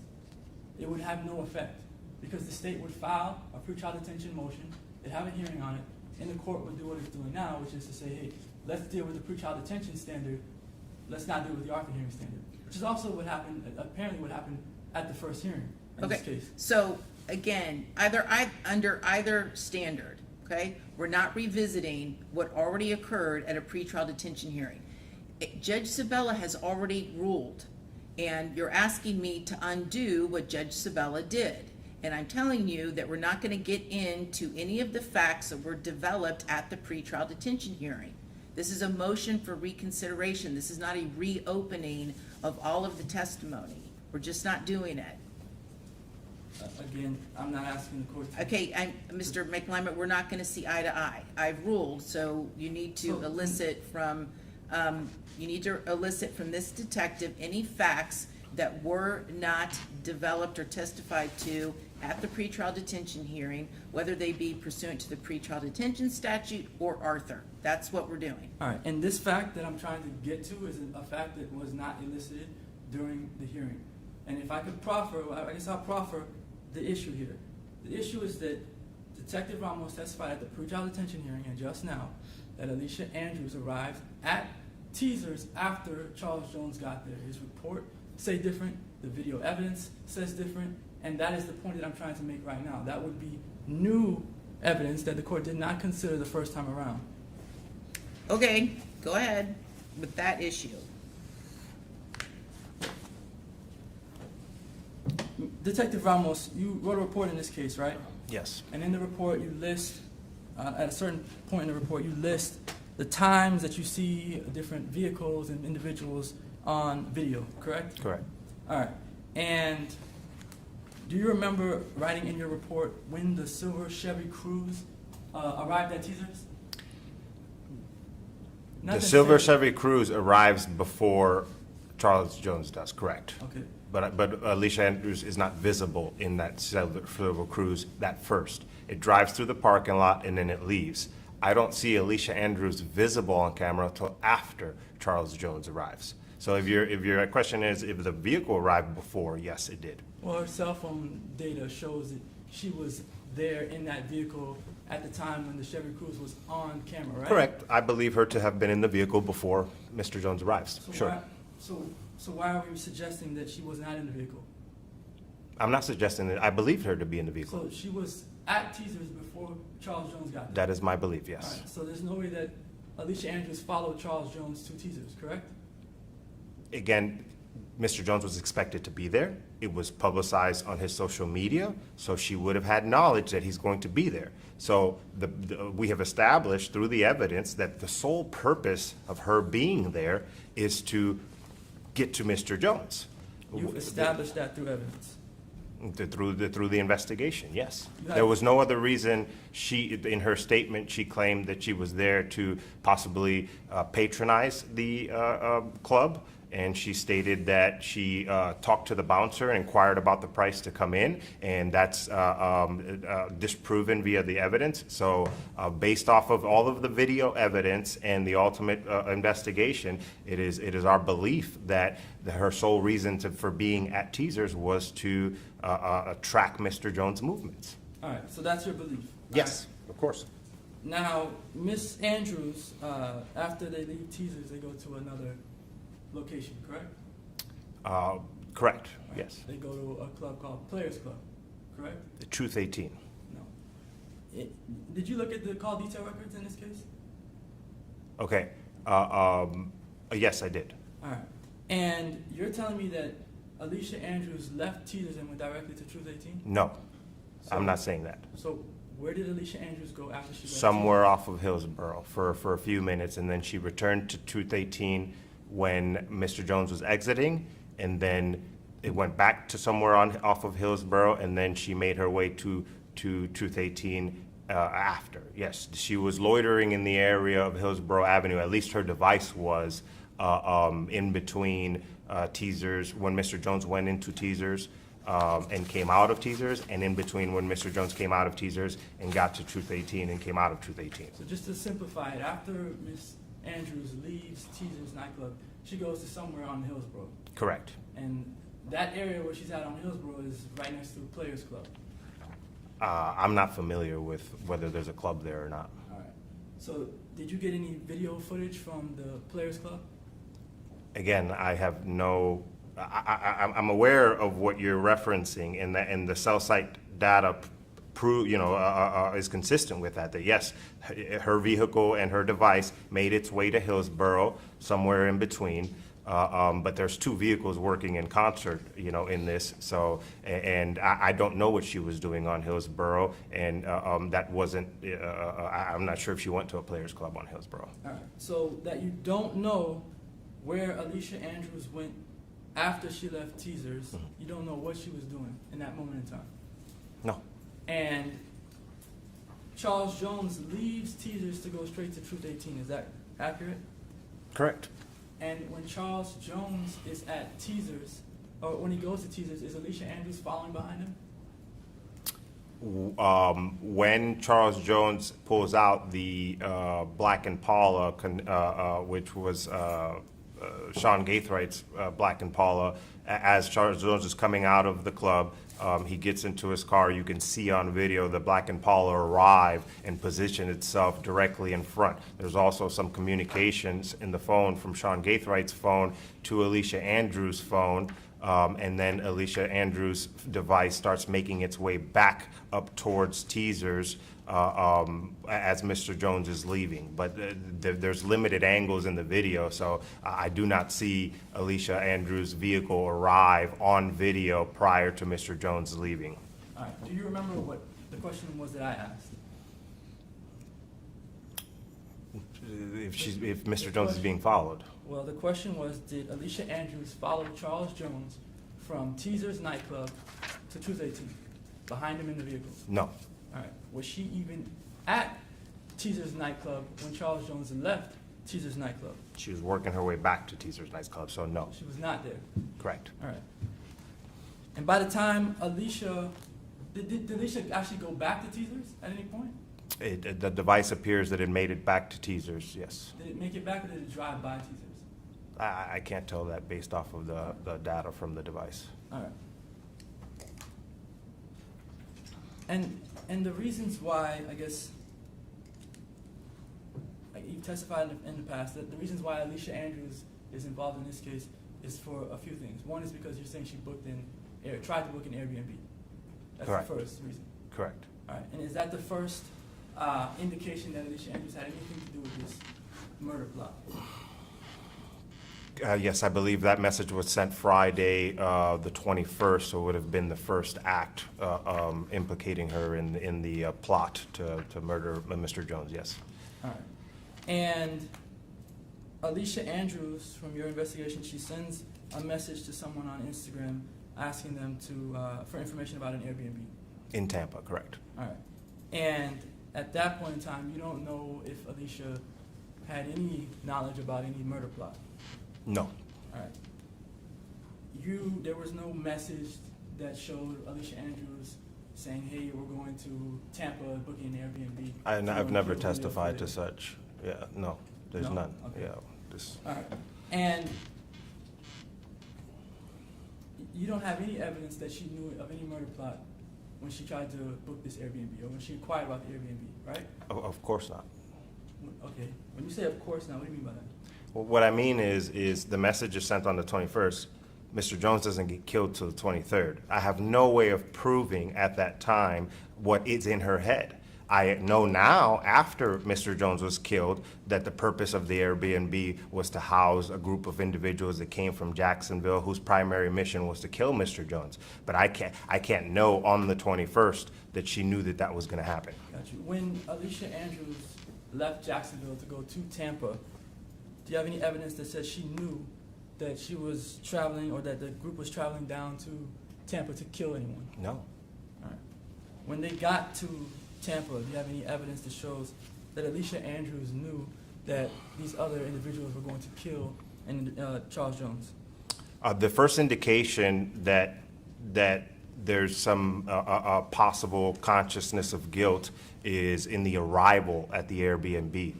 There's a Ring camera that covers the front door that captures any movement near the front door, and I stated this in my report. You know, it is our belief, based off of analyzing that footage and speaking to the owner, that there was no way that the four gentlemen who came with her would have been able to get into the Airbnb unit without activating that camera through the front door.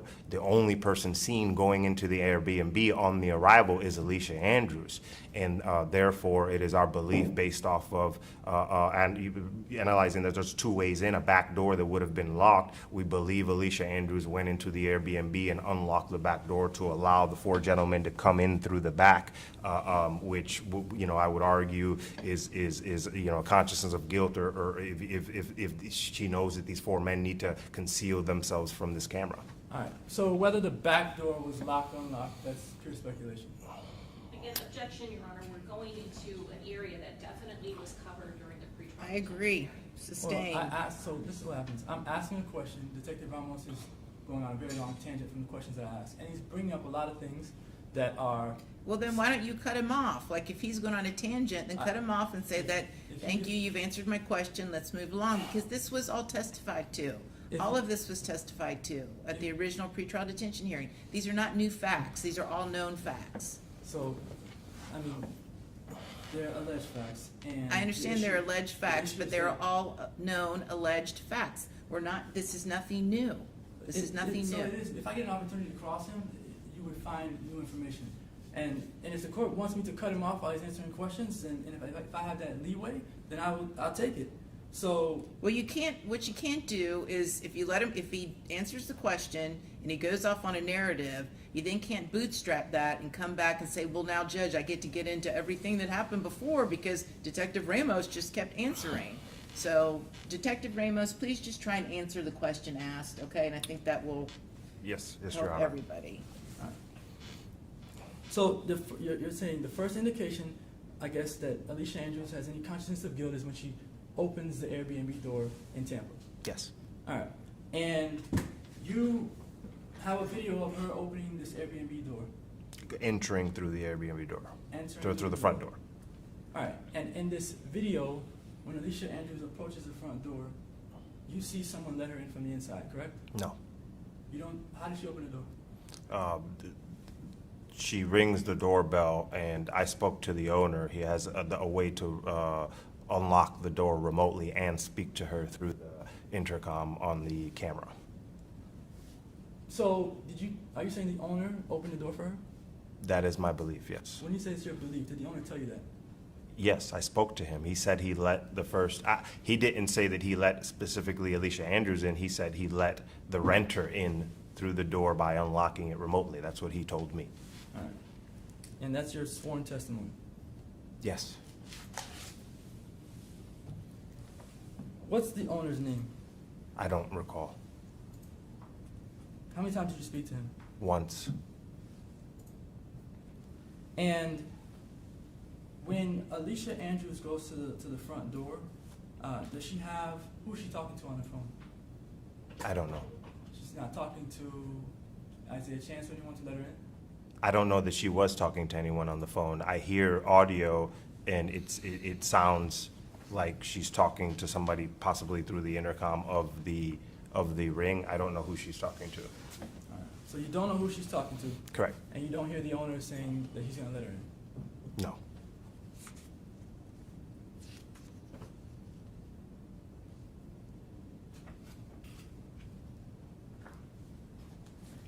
A brief moment.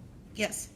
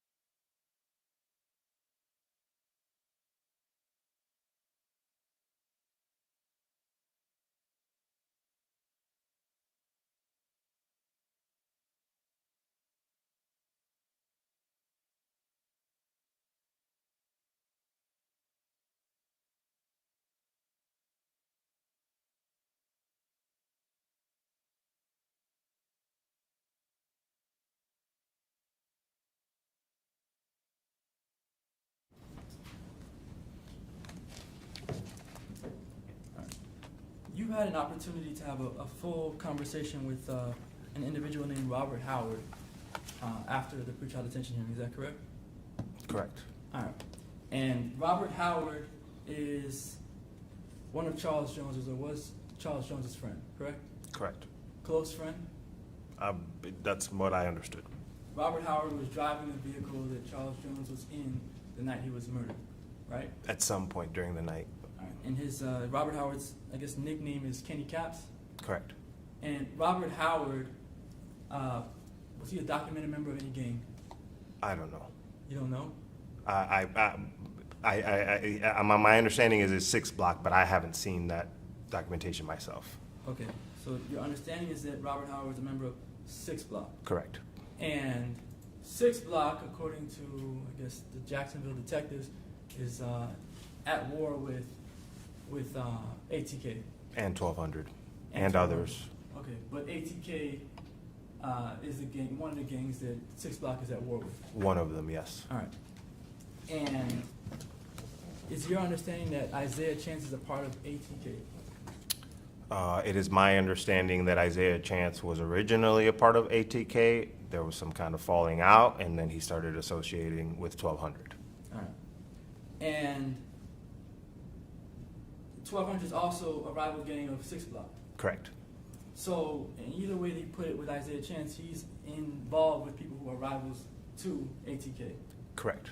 But Isaiah Chance had a relationship with Robert Howard in 6 Block, right? Yes, he did. And that relationship was friendly? Yes, according to Mr. Howard, they had conversations. All right. Hours-long conversations That's what he said. on FaceTime Correct. with Alicia Andrews' phone, right? I can't recall that part. You can't recall? Do you remember Robert Howard telling you that his girlfriend put Alicia Andrews' phone number in Cash App and then questioned him about why he's talking to a woman named Alicia Andrews? Vaguely, yes. All right. And do you remember Robert Howard saying that he doesn't know an Alicia Andrews? And him learning that that was actually Chance using her phone? I can't recall that fact. When's the last time you talked to Robert Howard? A few weeks ago? All right. And he's a state witness? Yes. All right. And was he prepared to testify to these things before trial? Yes. All right. And at the pretrial detention hearing, did you have this knowledge? Were you aware that Robert Howard and Isaiah Chance were cordial and talking to each other on FaceTime with Alicia Andrews' phone? No, I was not aware of that. All right. And Robert Howard and Isaiah Chance were actually cordial with each other, talking to each other with Alicia's phone leading up to the night of the murder. But it's my understanding now that they were cordial, but they were not on the same side of the gang rivalry. Right, that's the whole point. Yeah. They're on two separate sides, but two of them are friends. I wouldn't say that they're friends. They're cordial, I would agree with. But they're talking on the phone, FaceTime for hours, Sure. for things that friends do. Sure. And Alicia Andrews is obviously aware that Isaiah Chance is talking to Robert Howard. I'm guessing if he's using her phone, sure, yeah. All right.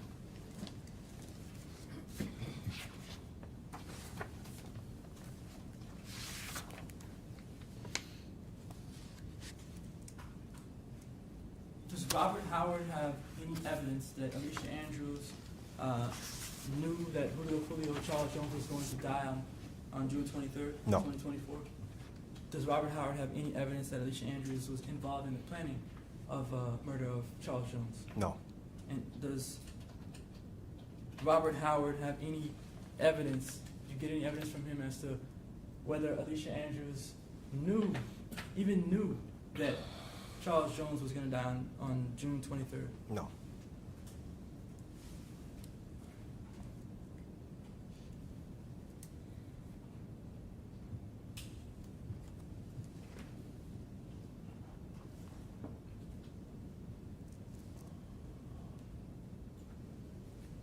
Did you talk to Sean Gathwright's grandmother before or after the pretrial detention hearing? I've never talked to Sean Gaither's grandmother. That was a different detective, but that was done during the investigation before the pretrial detention hearing. Okay.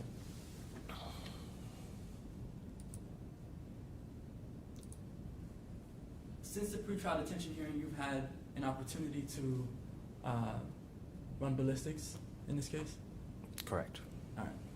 And you've had an opportunity to collect and analyze guns, ammunition, casings, all of those sorts of things, correct? Correct. Objection, Your Honor, because we're now clearly going into facts that did not exist at the time of the original pretrial detention hearing. I thought that was everything the court wanted me to get into were things Well, that go ahead. didn't exist. Overruled. All right. You had an opportunity since the pretrial detention hearing to analyze different pieces of physical evidence, right? Yes. All right. That includes guns and ammunition, casings, and of that sort, right? Correct. Things that were involved in the planning and the murder in this case, right? Correct. All right. None of the evidence, physical evidence, contains Alicia Andrews' DNA, right? Correct. None of the physical evidence in this case contains Alicia's fingerprints, right? Correct. And you can't say whether Alicia even saw a gun on the night of June 23rd or June 22nd leading up into the 23rd. No, I can't. All right. No further questions. Okay, Ross?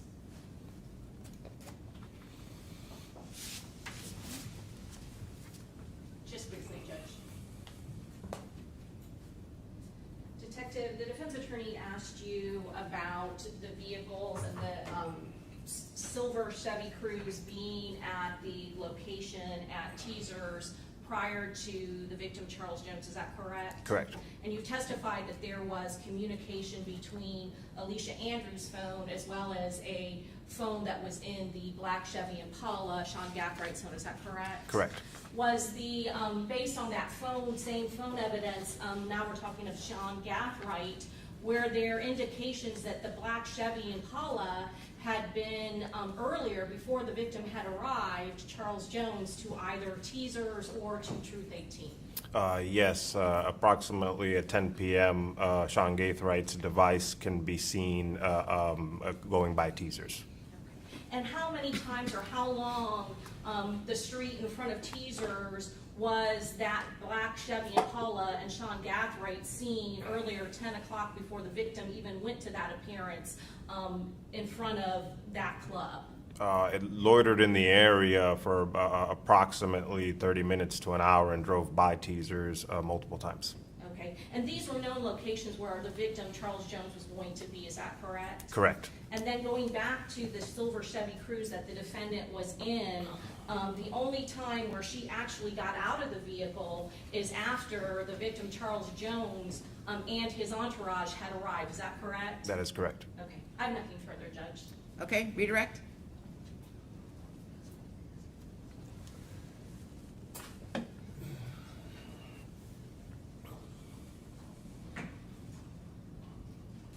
All right.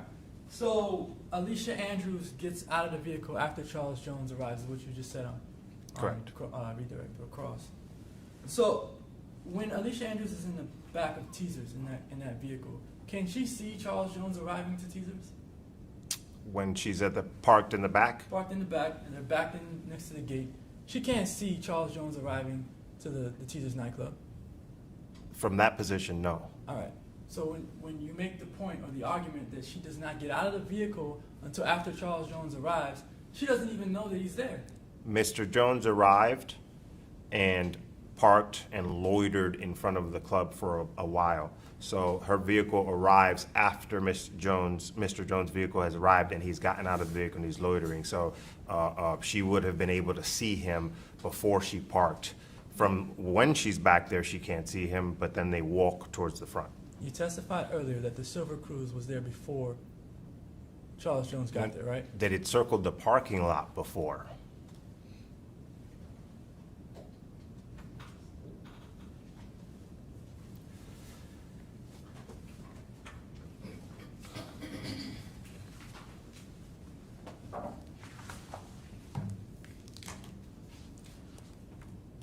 On the video, Alicia Andrews arrives, or let's say the silver Chevy Cruze arrives before Charles Jones, right? Okay, I don't want to go on a tangent, but I want to make it very clear, okay? I'm gonna The walk you Silver through it. I Cruise. promise I'm No, not just, trying to- there's different times Sure. that she arrived, the Chevy Cruze Yes, arrives, different correct? times. The There's first a first time- time and a second time. Correct, yes. So again, we're repeating yourself, but again, walk us through what occurred the first and second time. All right. So Go ahead, Detective Ramos, just tell us. I think he answered the first question.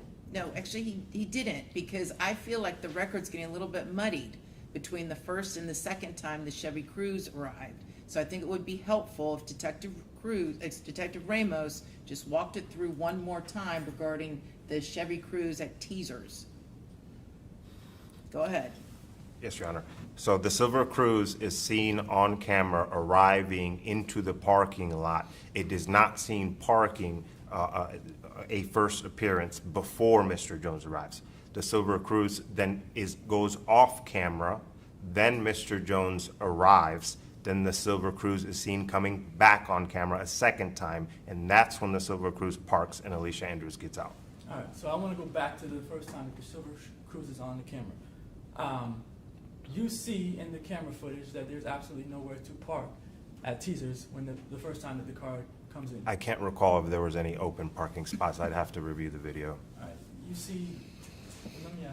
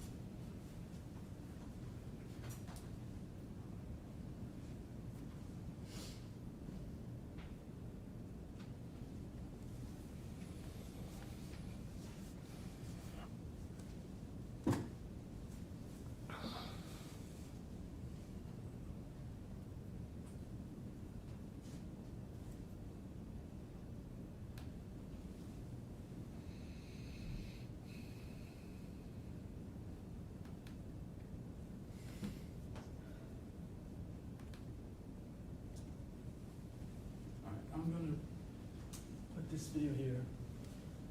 And for the record, what are you showing the witness? I'm showing the witness a video of the camera angle that points to the back of teasers. The screen's locked.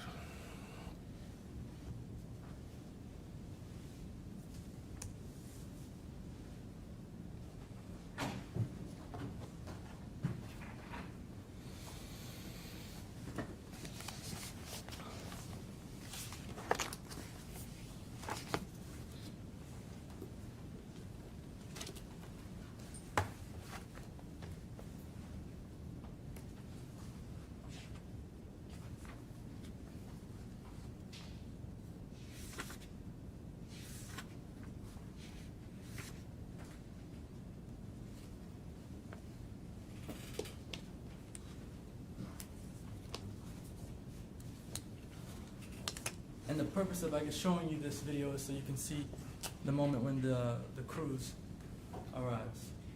You can just let us know when you see it.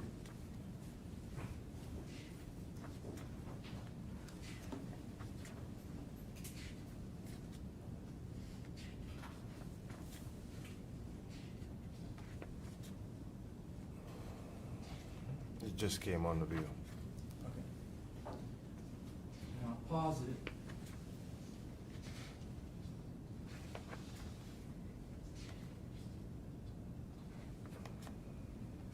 So, could you tell the court what time on the, and we'll get into what the difference in the time discrepancies and whatnot. Could you tell the court what time you see on the video? The timestamp is 2:10:28, and the video is approximately 7 minutes and 23 seconds slow, so the correct time would have been closer to 2:18. Okay. All right, and that's when the silver Chevy Cruze first arrives. This first visible on camera, All right, correct? and from that camera angle that you see there, the parking lot is full. Correct. There's not a space to park. That's what it appears, yes. There's actually even a line inside the, like somewhat of a line inside the parking lot area. There appears to be several vehicles that are not parked that are running, yes. All right. So after this, the silver Chevy Cruze goes off camera. Correct. You don't know where it goes exactly. No, Does it leave the area? no, All right. And then it comes back on camera at another point in time. correct. And do you know at what time it comes back on camera? I can't recall the exact timestamp. All right. When it comes back on the camera, does it pass by the back of the club or the front of the club? I believe it enters the same way it entered the first time, All right. which would have been directly to the west of the front door. Okay. All right. And when they finally come back, the silver Cruze comes back, there's a parking lot, a spot. Correct, All right. And they park in that parking spot. correct. It's like, is it the only parking spot in that lot? at the time? We'd have to forward to that spot, because I can't recall if there was more open spots.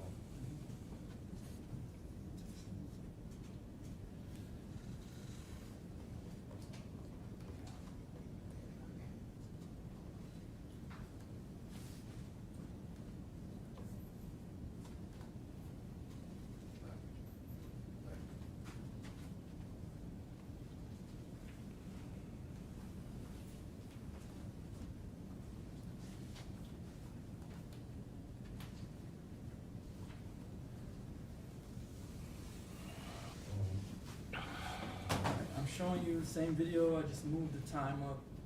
I'll let you read the time into the record. Sure.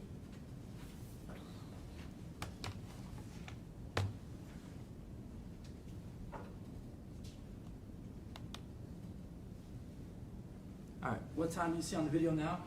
Timestamp's 2:17:01, so the correct time would have been approximately 2:24:30. Do you see the silver Chevy Cruze pulling back into Teasers? Correct. All right. When it pulls back in, how many parking spots are available in the parking lot? In the general area where it's at, 2, it appears, All right, where are those parking spots at? along the back fence line on the north side of the parking lot. All right, so there's no parking spots up front. There's no parking spots anywhere else in the vision of this view, like in the view of this camera. So the only spots you see are towards the back, Correct. and they go to the back and they park. They back in, yes. All right, and then once they park, they get out of the vehicle. Yes.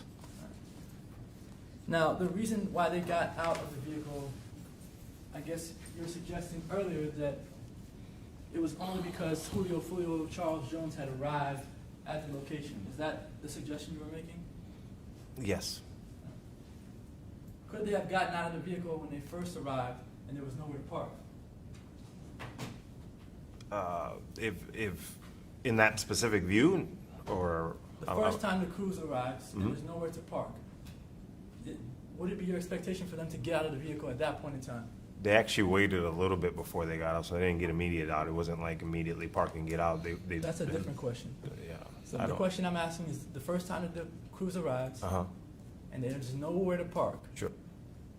do you expect them at that time to get out of the vehicle? I'd be speculating. I don't.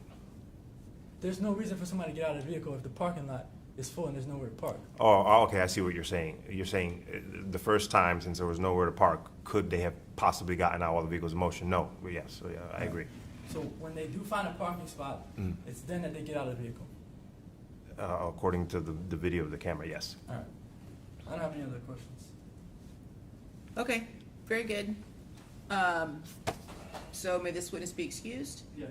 Okay, thank you, Detective. You are free to go. a good Any weekend, additional witnesses, Mr. McClymonds?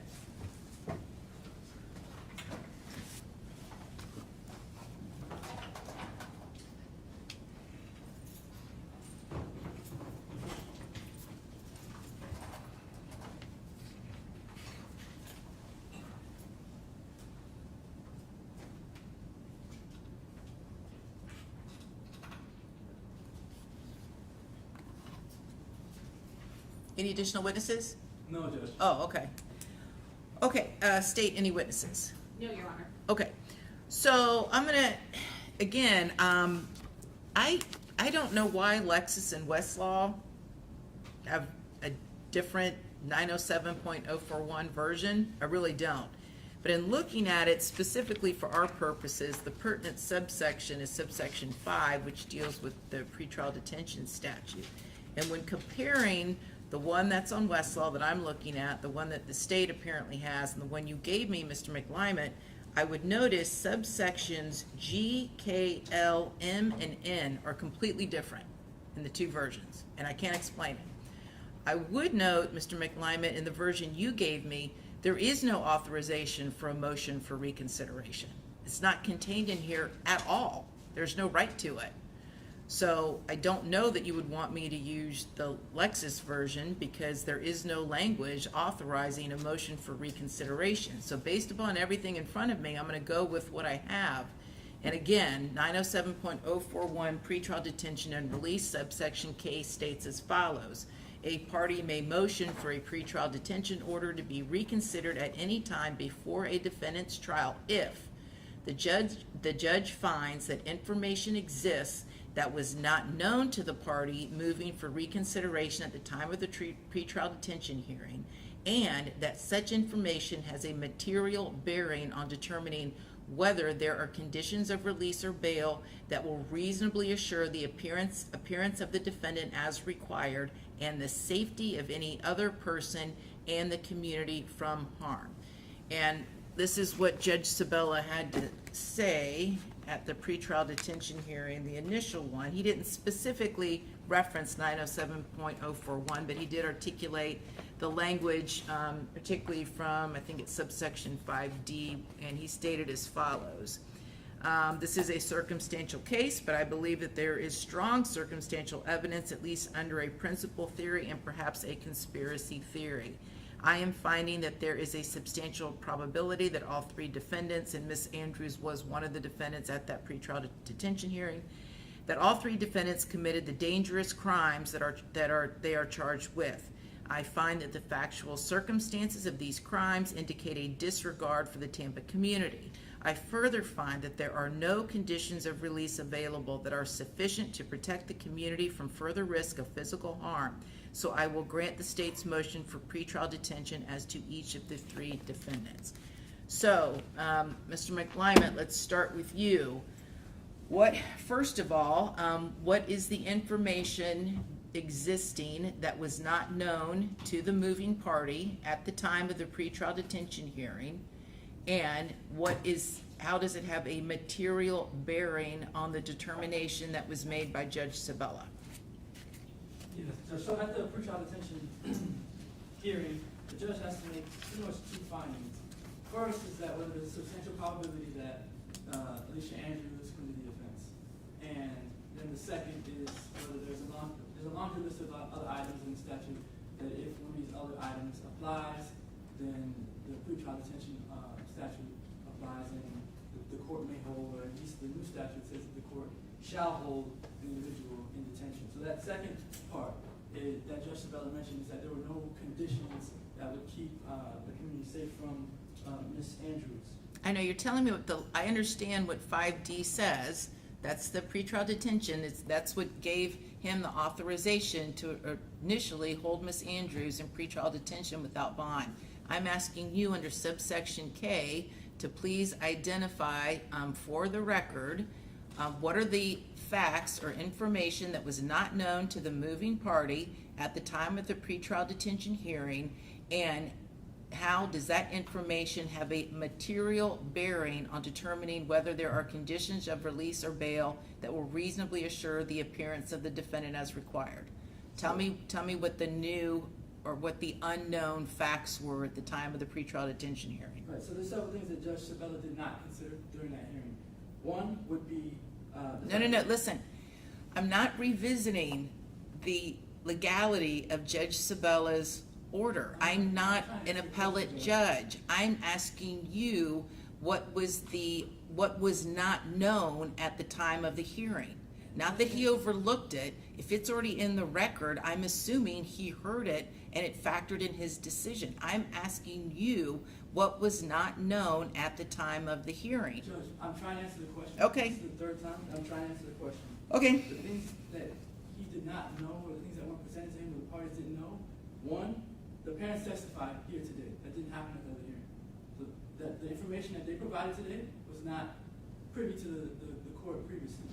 In addition to that, the testimony about Robert Howard. And I'm going to go over why this is relevant and the court should consider it, but I want to just list out the things that are new first and then go back over it. The testimony about Robert Howard that was elicited today was testimony that the officer did not know at the time. The lead detective, the court did not know. Right? And I don't believe the state knew at the time either. In addition to that, there's the domestic violence information, which goes to the state of mind and whether Alicia Andrews had the motive to sit around and support her boyfriend's mission to go and kill an individual. So those three things, in addition to, those three things are new. I guess new information that the court didn't consider at that hearing. Not that he overlooked it, he just didn't consider it. And then the other thing I forgot to mention is the fourth thing, which is that since the pretrial detention hearing, there's been an opportunity for the state and the Tampa Police Department to go over, analyze, and look at all the ballistics in this case, and determine whether Alicia Andrews even had any of the guns in her possession at any point in time, whether she saw any guns, whether her DNA or prints were on any of these guns. And so these four main, points I want to harp on for the pretrial detention issue. The Arthur hearing is separate and aside. I'll make some arguments about that after, but I think it's relevant to the court, and I think it's pertinent here for the court to consider these four different things because they all weigh in favor of Alicia Andrews. And why do they weigh in favor of Alicia Andrews? Because they all show that she had no motive, that she had no knowledge of what was going on, and that she was a person that was just really tagging along. And again, Robert Howard, I'll start from Robert Howard. He is a member, according to the state, of 6 Block, this rival gang. Alicia only knows that Robert Howard is talking to her boyfriend, who's supposed to be in a rival gang, through her phone on FaceTime, several times for hours on end. So the state paints a picture. The theory of prosecution is that, hey, why would Alicia Andrews drive from Jacksonville to Tampa if she knew that her boyfriend was at odds with 6 Block and with the members of 6 Block? Why would she do that? Alicia Andrews did not know that her boyfriend was at odds with 6 Block. I mean, from the evidence, it appears that her boyfriend and members of 6 Block were friends. That her boyfriend was using her phone to FaceTime Charles Jones, his best friend, at the time of his murder, leading up to his murder, and weeks and months before that.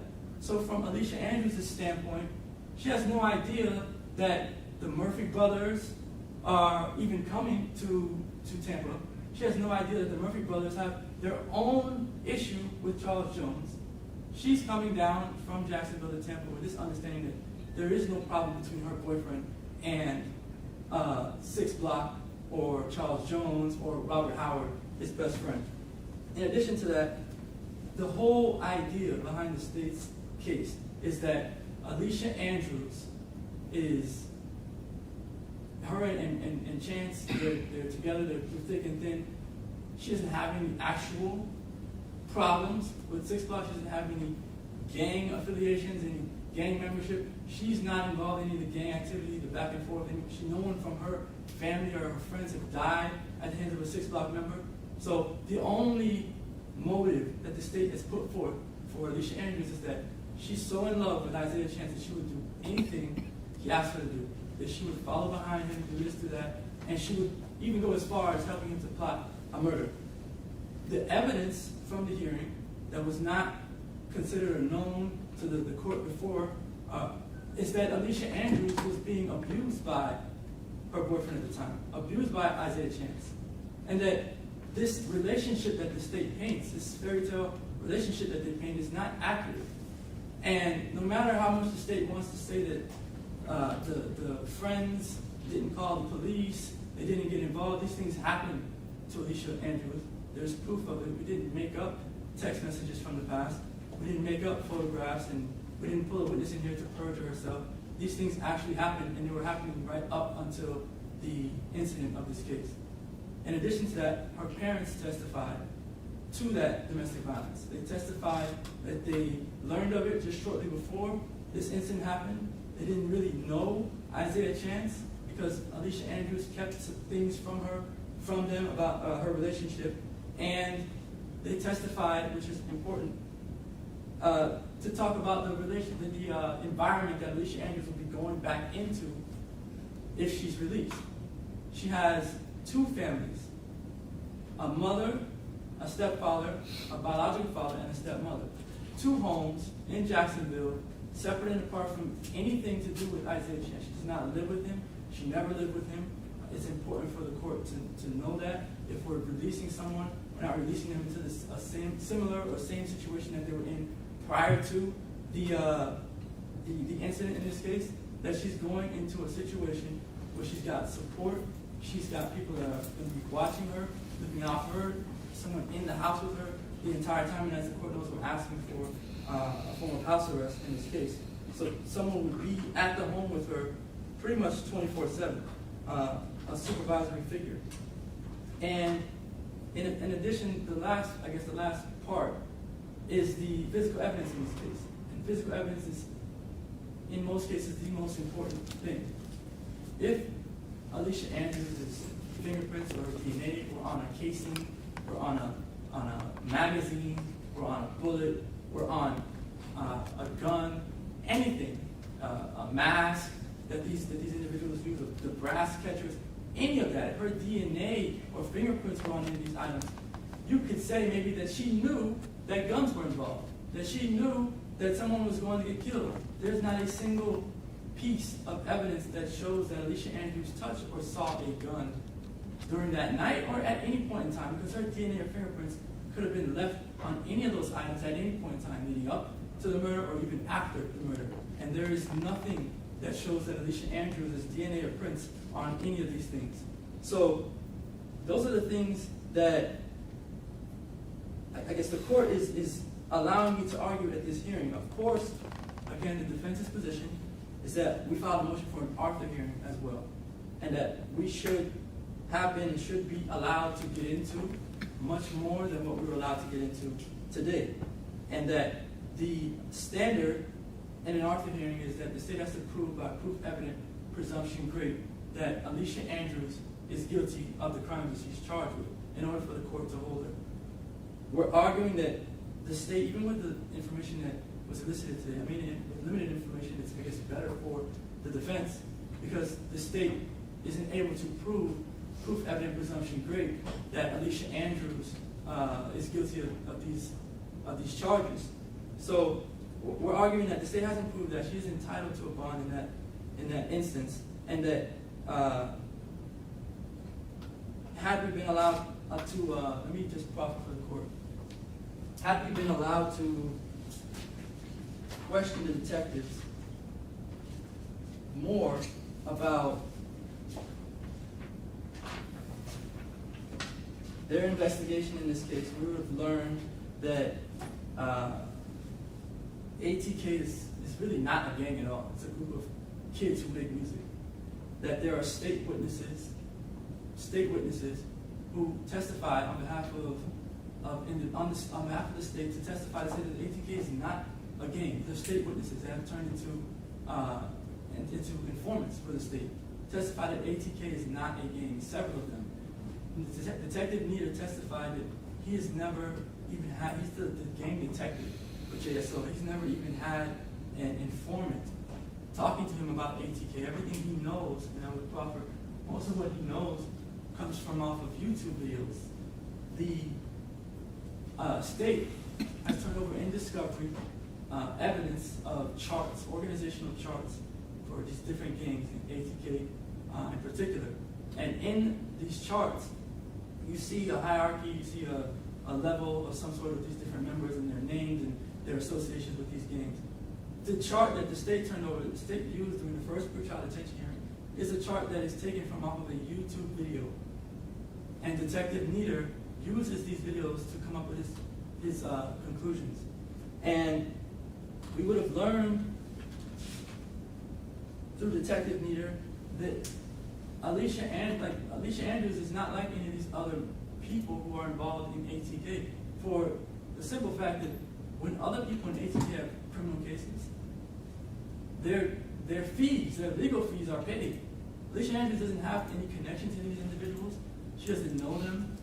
The only one that she knows is affiliated with ATK at all is her previous boyfriend, Isaiah Chance. And he's in jail. And he's not, I don't think he's getting out right now, right? That's another big issue in this case, is that any influence that Alicia Andrews had from her previous boyfriend is gone. The fact that he's in jail. She would be out, she would be at home with her parents, monitored by them, and she would have an opportunity to prepare for her trial that is coming up and not be in jail preparing for the trial, because it is very difficult to prepare for a trial while someone is in jail. To talk to the person, to communicate with them, to show them videos, to go back and forth. These things are difficult when it's time to prepare for trial.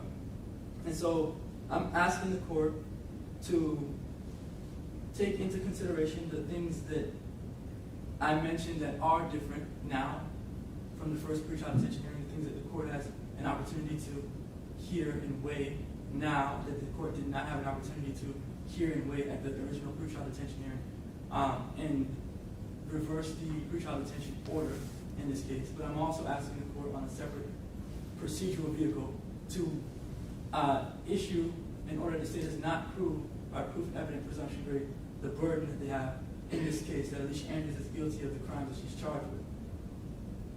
Okay, Sturdy, response? Yes, Your Honor, I'll be brief. All of the facts that defense has gone over with, they do not have a material bearing to the decisions that were made by Judge Sabella. I do want to speak briefly about the ballistics evidence, the fact that she is not in a gang. Those have been facts that have been known all along. We never expected to see her on any shell casings holding a gun. We have never alleged that she was ever the shooter in this case. It is clear based on the video evidence, which is evidence of the crime itself, which there is a significant amount of video evidence because where this crime took place were at public venues, at 2 clubs, and that in a hotel, all of which had video surveillance. So that the evidence here is actually what happened in this case. And she is seen on all of it. And she admits to being at all of those 3 locations in her interview with law enforcement. And it is very clear by the timing and the different camera angles exactly what the circumstantial evidence and nature of this case is. It has always been a circumstantial case, but it is overwhelming based on the timing of this case and the phone evidence of the coordinated tracking of Charles Jones in Tampa by 2 vehicles, and the tracker vehicle, which always comes before the black Chevy Impala that housed 3 gunmen that were heavily armed, very sophisticated crime brought here from Jacksonville to Tampa. And the tracking of these vehicles is done through license plate readers that lead from Jacksonville to Tampa, starting the day before, where they are traveling in tandem, where both the Chevy Cruze and the Black Impala both show up similarly through this route. So you have 2 vehicles traveling together. So it has always been the state's position, even at the pretrial detention very early on in this case, that she was never the shooter, that she was never in a gang, that the only connection that she has to the gang is through her boyfriend, Isaiah Chance. So all of those facts were known. So the fact about ballistics, the facts about the parents testifying, all of that does not have any sort of bearing on why the facts that were presented at the pretrial detention hearing and why Judge Sabella made the decision that he did. He watched and saw all of those video surveillance and saw the timing of when one vehicle came, when the victim came, when the victim was seen, when the victim left, and then when those vehicles left. And he saw the coordination at each of those locations, as well as the cell phone information, which is her cell phone, by the way. And based on that and the type of crime that was committed, this was a crime where this victim was gunned down and was targeted, and where 3 heavily armed assailants that were prepared to take out this victim, 2 of which had assault rifles, the other one had a 9mm that was completely unloaded with 31 casings that were found left in Tampa, and a Tesla video, as well as the video surveillance at the hotel, which showed that the victim was targeted.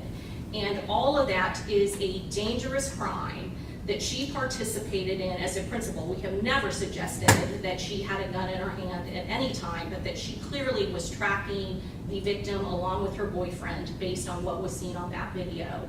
And so based on that, the judge found that that this crime, the egregious nature of this crime, was a dangerous crime, and it was the way that it was instituted definitely indicated a disregard to the safety of the community. There was additional testimony that there were guests staying at that hotel, that bullets went into those guest rooms.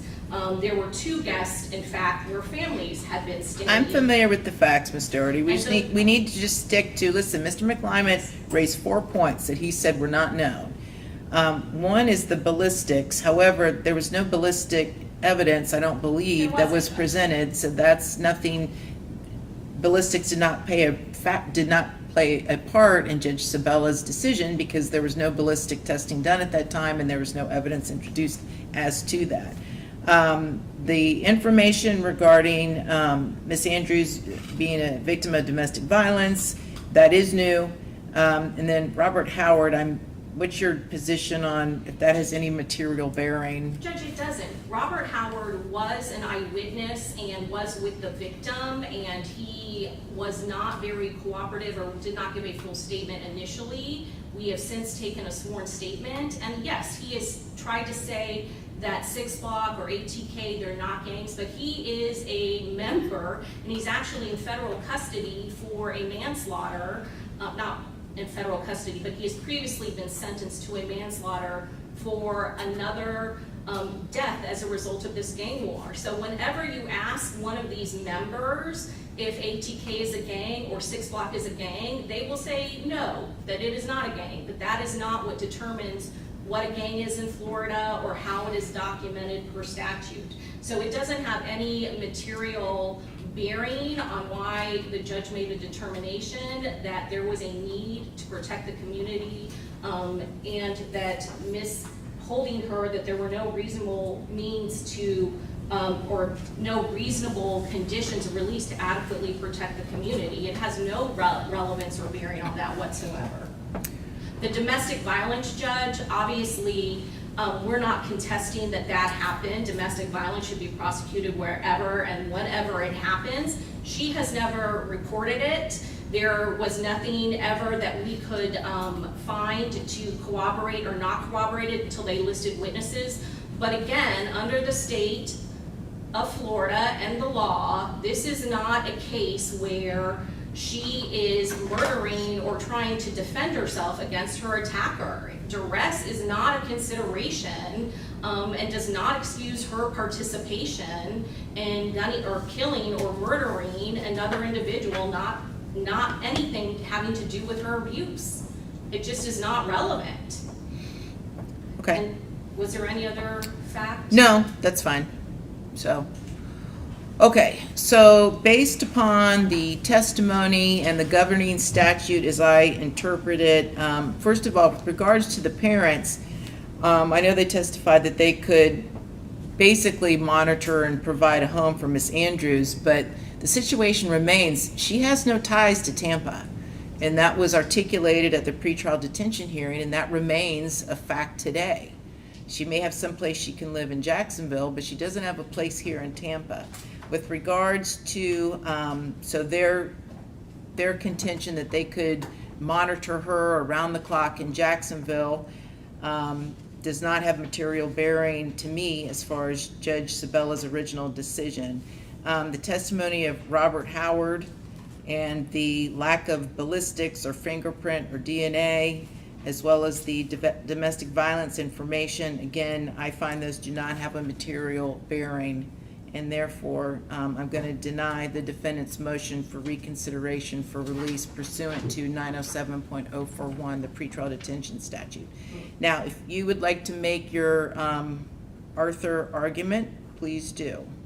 Well, on the pretrial detention issue, so you mentioned that the fact that Alicia has family in Jacksonville does not, I guess, quell the court's concerns about Judge Sabella's order from the pretrial detention hearing. Well, it's just, it's one of a number of factors that I know, don't. but It's You mentioned it, so I want to just. That's correct fine. this issue. Go ahead. Judge Sabella, in his order, did not say that he made any factual findings that Ms. Andrews was a flight risk.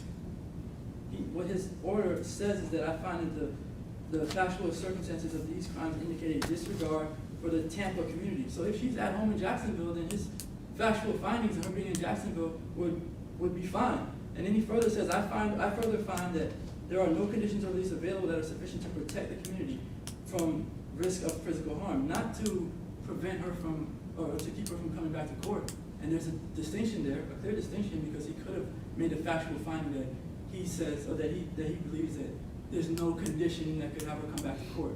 And he didn't make that finding.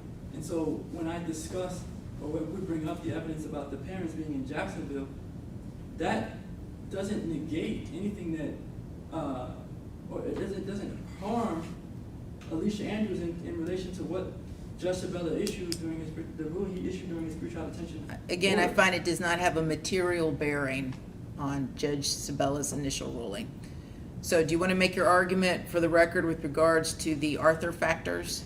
Well, I made the argument with the Arthur factors, Judge. earlier. Okay, so you rely upon the record for that. Okay. Very good. Okay, so we are concluded, and Ms. Andrews will remain held in custody pursuant to the pretrial detention statute. And is there any reason we need to get together before jury selection you all can think of? I mean, I might file a motion for like a more specific exhibit list. Okay. Witness list. Whatever you do, please just do it sooner as opposed to later. So if you need to get back before me, it's fine. I'm heading into a death penalty case starting September 24th, so my calendar is going to get very tight quickly. So if we... Judge, I had that ready, so that's something that I may make some amendments to that, but I certainly can give him those things. Okay, very good. Okay, we're concluded. Thank you. Court adjourned.